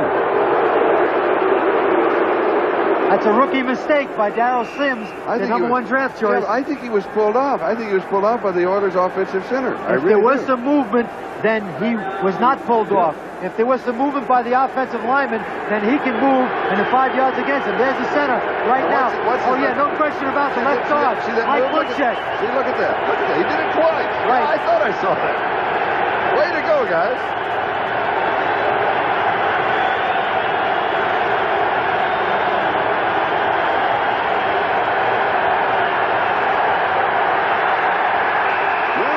Away. Now, what I think the center is doing, what I think that Romano is, I think he's pointing. You know, he's pointing to a defender. Now, if he does that very slowly, but if he does it quickly and he pull him off, hey. Romano's concerned about 57, and he's pointing to his left guard, Mike Munchak, and telling him how they're going to block it. The center makes all the calls to the offensive lineman, and now that's why linebackers like 53 and 57 move around, because they're trying to confuse the offensive blocking calls, and 55, Jim Romano has to make those calls. Third down and 15 with the penalty. I'm not sure that's legal, though, is it? It's illegal, Charlie. That's what I thought. You can't do it when the ball is snapped. Yep. Well, once you get that 3 or 4 point snatch, you can't do that moving around. There's pressure. There's the pass. It's complete. Drew Hill has his first reception just shy of the 50-yard line. It'll be a first down. They have got to get the ball upfield. There's 85. Watch the protection. He didn't get the snap very well, but watch him stay in the pocket, focus upfield, move around, and his feet did not move, and he found Drew Hill deep, and 21, Eric Williams had to make the play, and that is a key first down because it gives him good field position, and more importantly, it eases up on Warren Moon. He had too much pressure on him. Gain of 23 yards, 50-yard line, first down. Pittsburgh leading 20 to nothing. 1:38 and counting. Time remaining. A miss cue on the snap from center, and Moon falls on it. A loss of 2. It'll be second down and 12 at the Houston 48. Mark Catano defensively is right there. Now let's go to Bob Costas for an NFL update. Bob? Charlie, after Boomer Esiason's second touchdown pass of the day to Chris Collinsworth tied the game at 20 in Cincinnati, Dan Fouts came back, and look at this catch by Pete Holohan, one-handed, 3-yard TD gives the Chargers the lead again, 27-20 in the third quarter. Charles. Well, those Chargers, they'll put it in the air. Yeah, Warren Moon, did he pull away too soon on that last snap? I think he's over-anxious. He had problems with the first snap, and he pulled out too soon. It is intercepted if inbound. No. Pico came down out of bounds. Hill, the intended receiver. Woo. That was a big league play by Brian Hinkle. He waited too long. He's throwing an out pattern to Drew Hill. He waited too long, did not have enough on it, and Hinkle comes right in front, and that's a big league play. The only thing he didn't do was keep his feet in bounds. Now keep both feet in bounds, Brian, if you want to get credit. Right foot, left foot. You get that in the dance class. Third down 12. Still a good play. Don't worry about it. Big league play. Be careful, Warren. Be careful. Wobbly pass too high. Drew Hill, incomplete. Eric Williams, defensively, was there. 4th and 12. And the crowd, an ovation for the defense.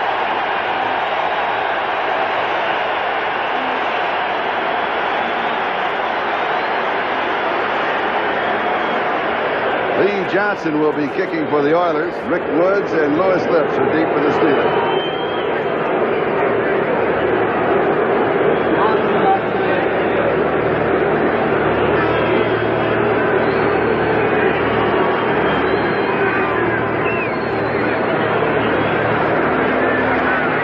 Rick Woods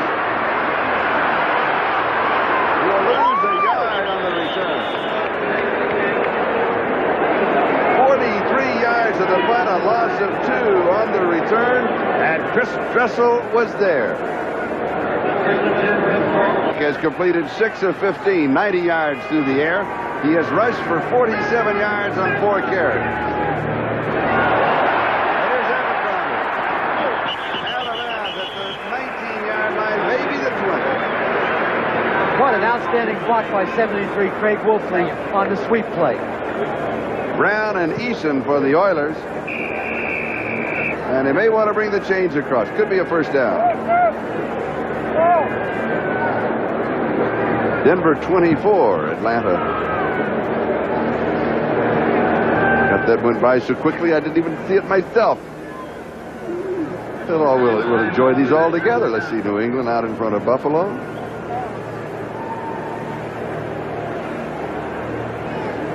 So there was the one that went by. Oh, look at that. The Eagles leading the Redskins. Woo, that's a major one. We've had a major upset in every weekend of this NFL season. Dallas 17, Cleveland nothing.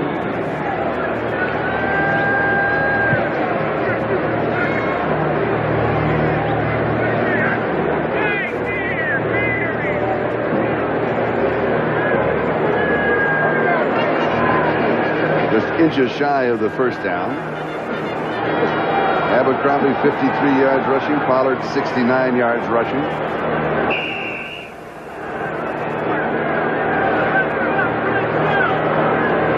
Pollard the remaining back. And he has the first down. 22-yard line. 1st and 10.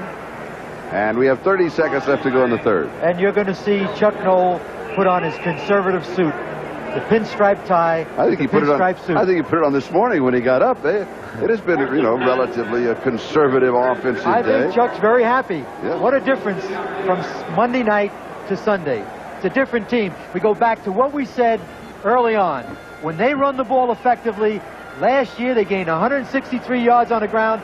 That number 16, Mark Malone, plays better. When they're running the football, he's a better quarterback. And that is the end of the third quarter. The score, Pittsburgh 20, Houston nothing. And we'll be right back after these messages from your local station.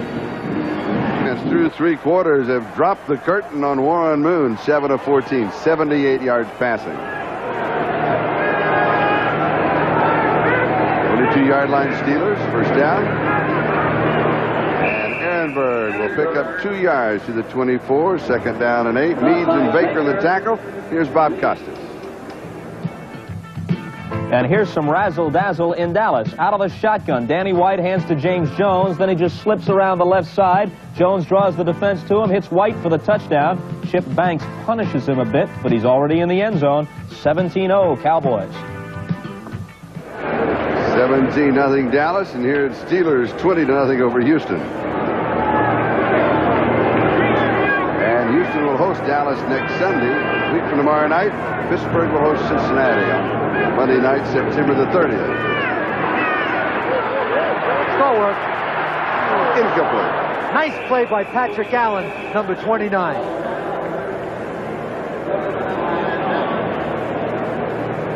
And a flag drop back at the 20-yard line. We just did a time possession check, and I'm amazed by this because Pittsburgh has had the ball only 4 minutes more than Houston. It seems as if they've had it 15 minutes more. I guess the guy was right, Charlie, when he said time is only important if you're in prison. That's right. Or if you can do something with it. And there it is. Well, the rushing yardage is the key. The rushing yardage gives Malone the freedom to play quarterback, and of course it narrows down the options of Warren Moon. Look at that. That's the 48 for Houston. On the offense. We're going to give him a 10-yard penalty and a second down. Number 62. Ben makes it sound like a gift. In that case, we're going to give Tunchilkin, we're going to give Tooch 10 yards. Hey. Ben Dright looks like he's mad at him. Think he owes him some money? He acts like a game show host. Hey, and he wins 10 yards. Way to go, Ben Dright. Third down and 18. Oh, second down. Down goes over, of course. 14-yard line, the line of scrimmage. Lots of time. Goes back to the right side. The pass is complete to Lips. And he just keeps fighting down that sideline. Abraham finally got him. They've gone to that pump fake to 82 Stallworth. There's Lewis Lips, who made the catch about 4 times this game. For some reason, they think Stallworth can, Patrick Allen will bite, and Stallworth can get open deep. He pump fakes, but Patrick Allen, 29, is not biting it. He reloads and comes back to good old reliable Louis. He fakes to the inside, whoops, goes to the outside, and picks up additional yardage. What an outstanding run. He may be one of the best running receivers in the league. 27-yard line, third down and 5. Pick up a 13 on the last play. And Malone wants a timeout. What happens in this situation? Does he see a defense that the play just simply will not work against? Well, I think probably at this stage in the game, he probably saw a formation that was sent in by the sideline that he wasn't comfortable with, and so he did the right thing at this point. He called a timeout. And we will too. And we'll be back. Sweeney, the 4th wide receiver for the Steelers in the ball game. We point this out because he pointed out during the week in a newspaper column he wants to see more playing time, and he should. And because I say he should, because everybody wants to have more playing time. Charlie, I never worried about a player that complained about wanting to play. That's right. Yeah, that's what you want. I think that's great. Blitz, And they show the blitz. Eat the ball, Mark. Eat the ball. Cush. Malone is fighting it. He was in the grass. They're going to call it. Oh, Malone was fighting it, and now the big guys join in. That's Wolfley. They're protecting their quarterback. Yeah. Ray Snell. Oh, Malone was in there fighting for it, wasn't he? Rod Cush had 3 sacks last week against the Redskins. Cush is right on the... There's nobody there to block him. There's nobody there to block him. There was a mistake by the left guard, Craig Wolfley, 73, and Mike Webster, 52. Cush comes in. Now, Mark, forget about it, my friend. Go down. You're ahead 20-0. There's no reason to be a fighter right now. Just sit down, go over and get a Coke on the sideline. Let those big linemen do the fighting for you. Cush gets his first sack of this ball game. Here's the punt by Newsom. Fair catch is called for and taken at the 49-yard line by Willie Drury. A kick of 36 yards. We'll take a timeout now with 12 minutes and 50 seconds left to go in the game, and the Steelers lead. Screen pass. Moriarty from the 50 to the Pittsburgh 45, a gain of 5, 2nd down and 5. David Little with the tackle. Whatever happens in this game right now, it's going to be difficult for Houston to climb this mountain. I think it's important for Warren Moon to finish up strong and give this young team some confidence. They don't realize, as we said right from the beginning, how good they really are. They just need to grow. 2nd down and 5.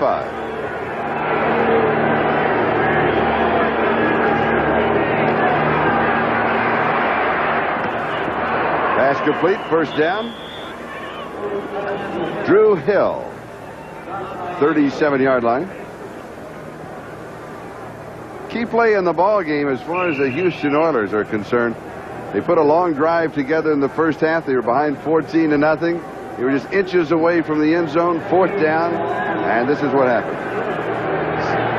At that point, the score would have been 14-7, and they needed that impetus. That was action in the first half. Here's Woelfel carrying with a 1st down to the Pittsburgh 37-yard line. And that's really the only threat that the Oilers have had in the ballgame.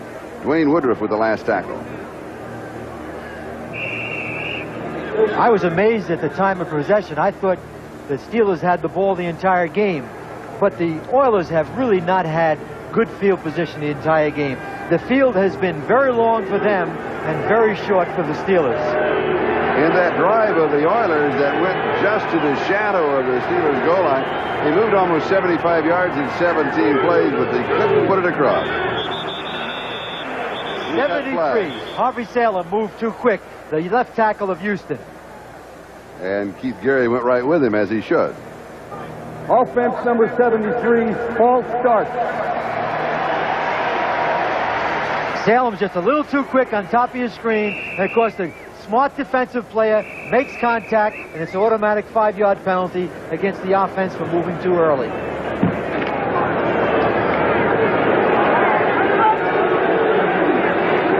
Second down, 13.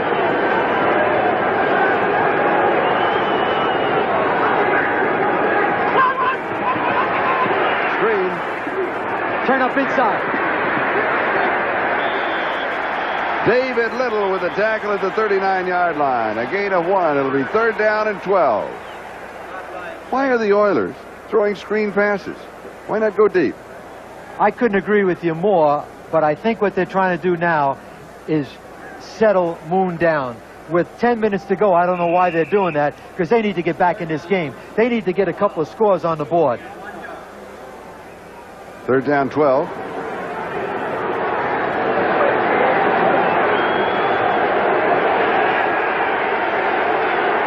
Oilers converted only 2 of 10 third down opportunities. Woelfel and Edwards are in the backfield.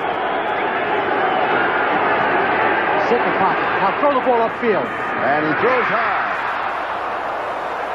Drew Hill was open. He's wide open. He just miscued. He threw the ball too high. Eric Williams, 21, had good coverage and almost came up with the interception. 4th down and 12, 39-yard line, and Lee Johnson is in the punt. I think Pittsburgh should be in a safe situation now in the punt because Houston has nothing to lose. They could go for the fake. And you'll see the Pittsburgh defense right now very well aware of that, covering all the eligible receivers in punt formation. And the up back is Stan Edwards. He was going for the corner, and he just shanked a terrible kick. Everything is going wrong now for Houston. I've been told by kickers, when you go for the corner, you should go the opposite way. Left-footed kicker, he should have gone to the right side, or there's a tendency to slice it off, as he did. For the Oilers, their other first-round draft pick, along with Ray Childress, now in at defensive right cornerback. That last punt by Lee Johnson, he shanked it for a total of 4 yards. Steelers first down, their own 35. And Abercrombie picks up a quick 5 yards to the 40, and Abraham makes the tackle. 2nd and 5. All right, now let's look at baseball. The Mets and St. Louis. Well, the Mets are trailing and St. Louis is tied. Toronto, well, they're pulling away from the Yankees. Toronto is tied and the Yankees are leading. Kansas City and the Angels. Kansas City is leading and the Angels are trailing. 2nd and 5. 9 minutes left to go in the ball game. Steelers lead it 20-0. They're taking everything away from the Oilers. Pollard, 50-yard line. Keith Bostic with the stop. A gain of 10. First down.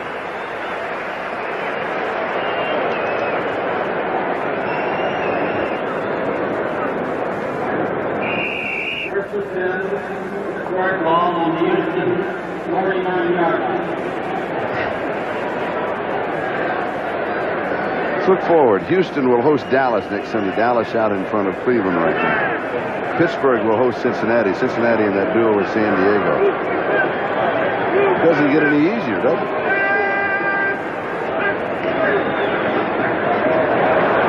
Abercrombie and Robert Lyles diagnosed him. It was a reverse.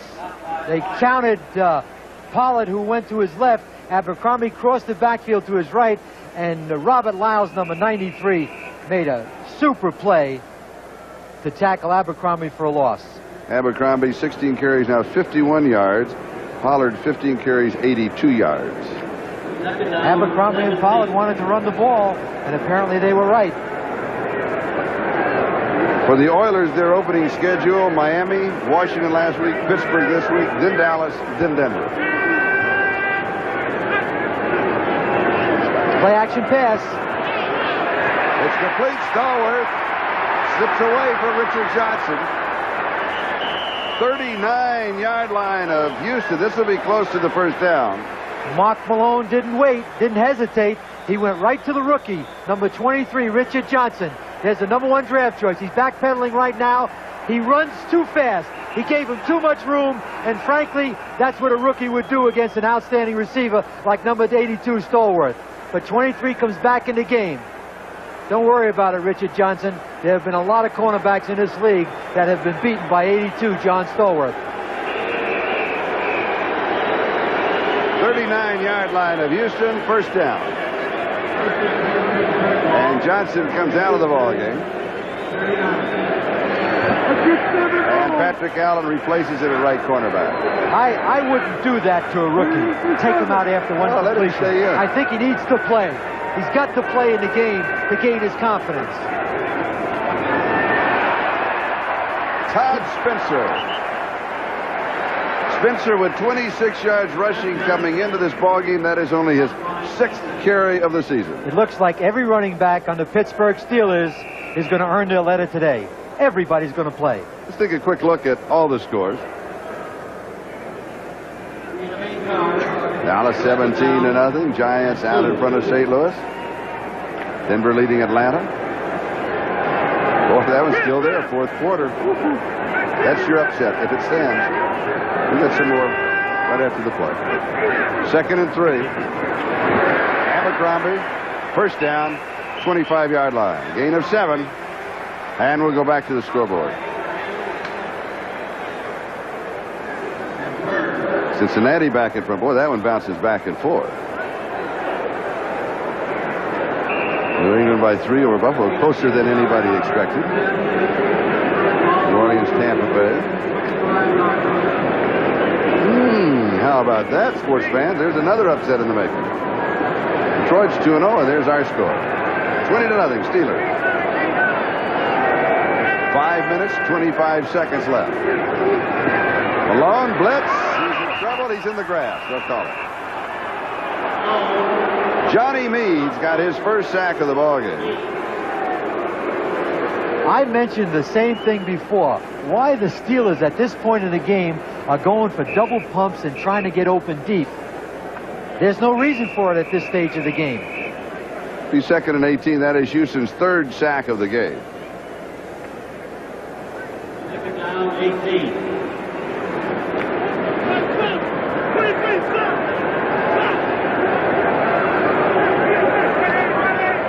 Blitz split away to the right side and Stallworth to the left. Safety blitz. It's a draw play. Spencer works his way for 3 to the 30. Johnny Meads with the tackle. Third down and 15. Houston now has to gamble. They have to defensively let it all hang loose. At that time, they had Keith Bostic, number 25, blitzing to the left of the screen. On a draw play to 36. He's coming up inside the hole. Good block there by number 72. Now he breaks to the outside, just has too much to go, but it's a good call on the part of Malone right now. And I think you're going to see Houston's defense now gamble, and it's obvious. Third down and 15. Houston bringing 5 new defensive players in. The Steelers now with 3 wide receivers.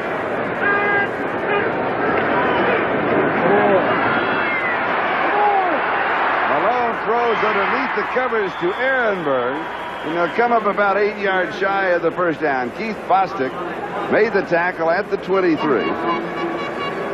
It'll be 4th down and 8.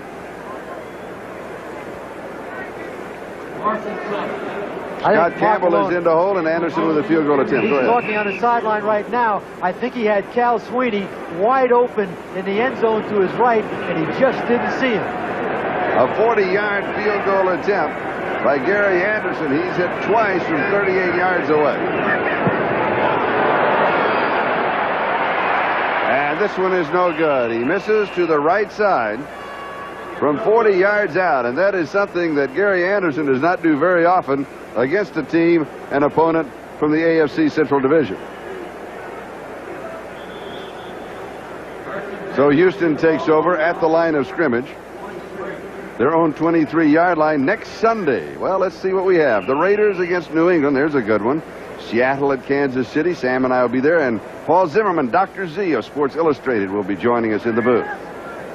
Miami, Denver, another good one. Indianapolis and the Jets. Indianapolis with a chance today. Cleveland and San Diego. And the beat goes on. We got a new quarterback. Mike Borowski is the quarterback. And I'm a bit surprised. Are you, Sam? I think at this stage of the game, I would have kept Warren Moon in the game, because I think he needs to finish up. He needs to play. He's got to work his way through these difficult times. This is a young team, and they're going to be a good football team before the season's over. There's Warren Moon on the sideline talking to Jamie Williams to his right, number 87. I would have left him in the game to finish. 2nd and 7. Here's the screen. Woolfolk.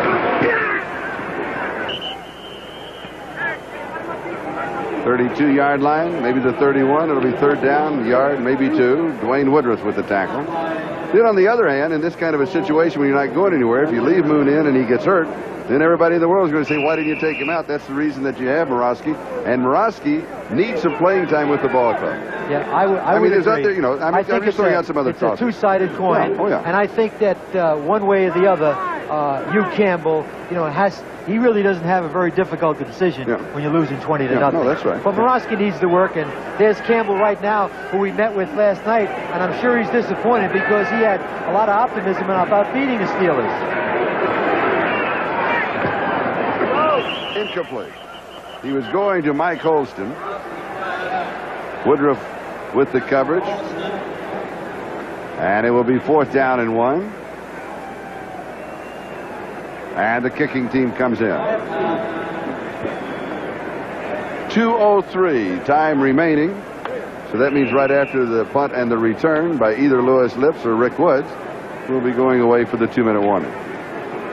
This is a team that played very well against Washington. They should have beat them. It's a team that beat the Super Bowl participants, the Miami Dolphins, and I think today they just really never got on track. They were out of sync the entire game, and you have to give the Steelers a great deal of credit, particularly the way in which they played on Monday night against the Browns. Lee Johnson, this one goes out of bounds. And we will have the 2-minute warning with officially 1:56 left to go. The Steelers out in front, 20-0. Seconds, that is the time remaining. The Steelers with a shutout possibility here. If they do it, it would be the 13th in head coach Chuck Noll's career, their first since November the 29th, 1981. That's quite a ways. They shut out the Rams 24-0. And against Houston, the last time they shut out Houston, we have to go back to 1976 at Houston when they beat the Oilers 21-0.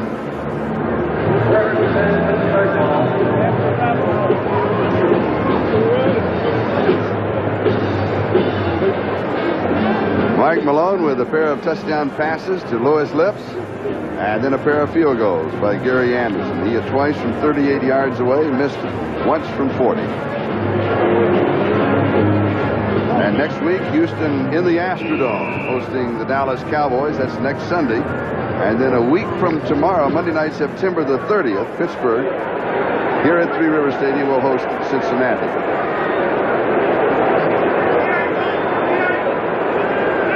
First down.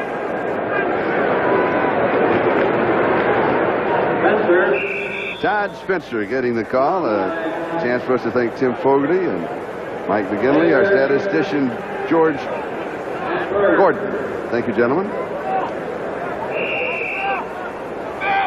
It'll all start with NFL 85 next Sunday at 12:30 Eastern Time. The Raiders in New England, Seattle, Kansas City,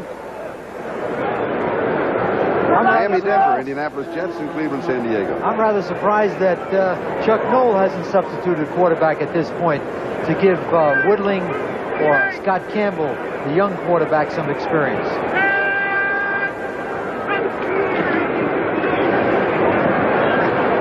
Todd Spencer. Frank Bush, rookie taken in the 5th round, makes a stop for Houston. And we're moving on the 1-minute mark, time remaining. Jerry Glanville, the defensive coordinator of Houston, was concerned before the game because of the inexperience of this young defense. But I think before the season's over, they're going to be able to play in concert with their offense. There's 37, Rod Cush, who has 4 sacks in 3 games.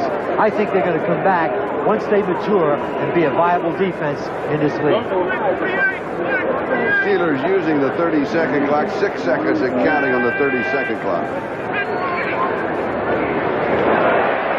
And the handoff inside to Ehrenberg.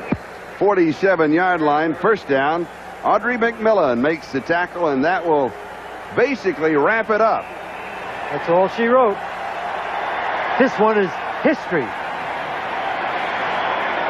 And here's Hugh Campbell. I'm sure he's disappointed, but he's got a good football team, and everything green has to grow, Hugh.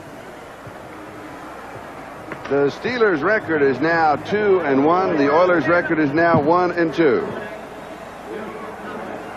Pittsburgh did what they said they were going to do, and that is they were going to come out, they were going to be conservative, they were going to run the ball, and they just flat ran it, and they ran it right at the Houston Oilers, and their defense made enough big plays to control. Charlie, I think they did it the old-fashioned way. They earned it. They went to the trenches today, and they stopped the run, and they ran the ball and had complete control of this game from the opening gun. And for the Steelers, it was Mike Malone and Louis Lips. 2 touchdown passes. 17-12 advantage, including a 12-3 mark at Three Rivers. But the Steelers have trouble holding on to the football when they play Cincinnati. In fact, the Steelers have averaged 3 turnovers per game in those meetings. Jim Brinson has more on the Steelers and Bengals. Home field advantage plays a major role in Steeler-Bengal games, and their first meeting was no exception. Tight end Dennis Hughes thrilled a Three Rivers crowd with 2 touchdown catches, including the 72-yarder from Terry Hanratty. The Steelers won 21-10. In 1972, the Steelers avenged an early season loss in Cincinnati with a resounding 40-17 victory in Pittsburgh. Terry Bradshaw threw 3 touchdown passes, and the offense racked up more than 400 yards. Turnovers usually play a big part when these two teams meet. In their second meeting of 75, J.T. Thomas returned a Bengal fumble 21 yards for a touchdown as Pittsburgh won 35-14. When the Steelers met the Bengals for the first time in 1976, the Black and Gold was struggling with only 1 win in 5 games. Terry Bradshaw sidelined by an injury. But the Steel Curtain forced 3 first-half turnovers, and reserve quarterback Mike Prusek carried out a conservative game plan. Resurrection 76 began with a 23-6 victory. In Game 2 of the 76 season, the Steelers held the Bengals without a touchdown once again. A snowstorm in Cincy made the footing tough, but Franco Harris powered his way to the goal line. The Steelers won 7-3. While the Steelers were winning Super Bowls in 78 and 79, the Bengals struggled through consecutive 4-12 seasons. That's why this is one of the most shocking losses in recent Steeler history. The Steelers turned the ball over 9 times, including 7 fumbles. It was the Bengals' first win of the season after 6 defeats. The Steelers dropped to 5-2. However, the Steelers got back on the track in Week 14 of 1979, pasting Cincinnati 37-17. Terry Bradshaw hit Lynn Swann for 2 long touchdown bombs, and Rocky added a short run for 6 points. In 1980, the Bengals began a 4-game winning streak against Pittsburgh and became the first team in the AFC Central Division to win twice in the same year against the Steelers. Matt Barr's field goal attempt in the closing seconds gave the Bengals their first victory at Three Rivers Stadium, 17-16. They met only once in the strike-shortened season of '82, but needed extra time to decide the winner. Dwayne Woodruff's interception in overtime set up the game winner in a 26-20 Steeler victory. Bengal quarterback Ken Anderson has always found Steeler defenses hazardous to his health. In 1983, Keith Gary's head-twisting sack forced Anderson out of the ball game. But the Steeler defense turned heads in another way, scoring 3 touchdowns in a 24-14 win. Last year, Pittsburgh and Cincinnati split a pair. As usual, the Steelers won at home. The defense scored 2 touchdowns and set up 2 more in a 38-17 win. In Cincinnati, Kenny Anderson had to leave a Steeler game for the 4th straight time. But Turk Schonett brought the Bengals back twice. And Larry Kinnebrew's 3-yard run with 35 seconds left the difference in the contest, 22-20, a Bengal victory. Either the Steelers or the Bengals have won the Central Division crown 12 of the last 14 seasons, excluding the strike year. And the Bengals were expected to challenge for the title again this season. But as we told you earlier, Cincinnati is going in the wrong direction. When the Bengals invade Three Rivers Stadium tomorrow, they bring with them a poor performance. 3-10 on Monday night action, and also 0-3 record on the season. But by all indications, they have a better ball team than that. Oh, they're a lot better than an 0-3 team. And you look at them defensively on film and you think, you can't believe with the personnel that they have and the schemes that they're using defensively. And they're a pressure defense that they're getting that kind of points scored against them, and they've lost 3 ball games. It's their defense that leaves a big question mark. In their 3 losses, they've given up a total of 113 points, 44 by the Chargers, while only getting to the opposing quarterback 5 times. But still, they pose a problem, as Tunch Ilkin can attest. They give you a lot of different looks. They throw a lot of crazy blitzes at you. They're a real gambling defense. What they're trying to do is get your pass protection screwed up a little bit and try to get your run blocking assignments messed up, not trying to get a mismatch, get a running back on a defensive lineman and a lineman on a linebacker and try to get some sacks and some pressures that way, and they're going to blitz you. And when the blitz comes, it will come by veteran linebackers Reggie Williams and Glenn Cameron.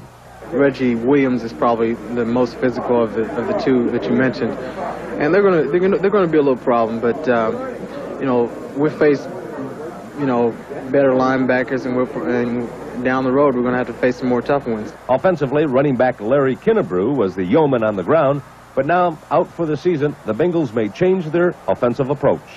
Kinnebrew been their bread and butter guy who's been running the ball and doing some things for them, and they may want to put it up like they did against San Diego, so we have to be ready. And in going to the air, the Steelers have to be ready for their leading receiver, Chris Collinsworth, who at times lines up in the backfield.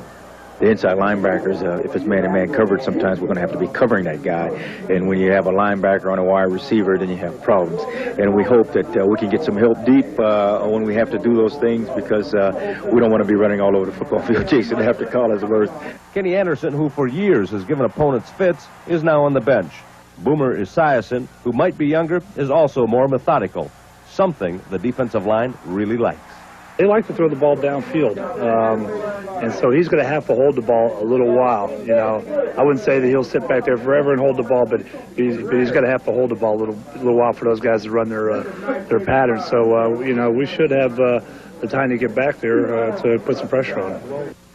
Unfortunately, Gary Dunn won't get a chance to find out firsthand. Dunn is still recovering from a knee injury, and will set this one out. Killer bee. You betcha. What happened to you last week, old fearless one? Hey, I tell you what can I say? You got lucky. My guys just didn't come out that way. But this is another week. Okay. And I'm going to get even. Okay, let's go for it. First game, Cleveland at San Diego. Now, I'm going to take Cleveland. You might think that I'm nuts. But after last week's loss, I think their defense, especially the Mad Dogs back there, are going to be up for the task. All right, just remember that you said that you were nuts. The Chargers put 44 points on the board against Cincinnati on the Bengals' home field. Dan Fouts right now unstoppable. He's going to be pass happy against the Browns. history gone out of here, easy Charger win. Nuh-uh. That's all in the air. They're going to Okay. pick some of those off. Second game, Dallas at Houston, an intra-state rivalry. Houston, I think, is going to do that one. They got the defense. They're up, and I think they can get Dallas's number. Cowboys all the way, no question about it. Danny White's finally got the Cowboys rolling. The running game with Dorsett is clicking. Cowboys. You know, are we going to agree on any of these? Maybe. Third one, Miami at Denver. Not this one either. No, not this one. I got Miami. Okay. I think, really, because of the fact that they got it together. I mean, they can shut off. There was a lot of question about their defense.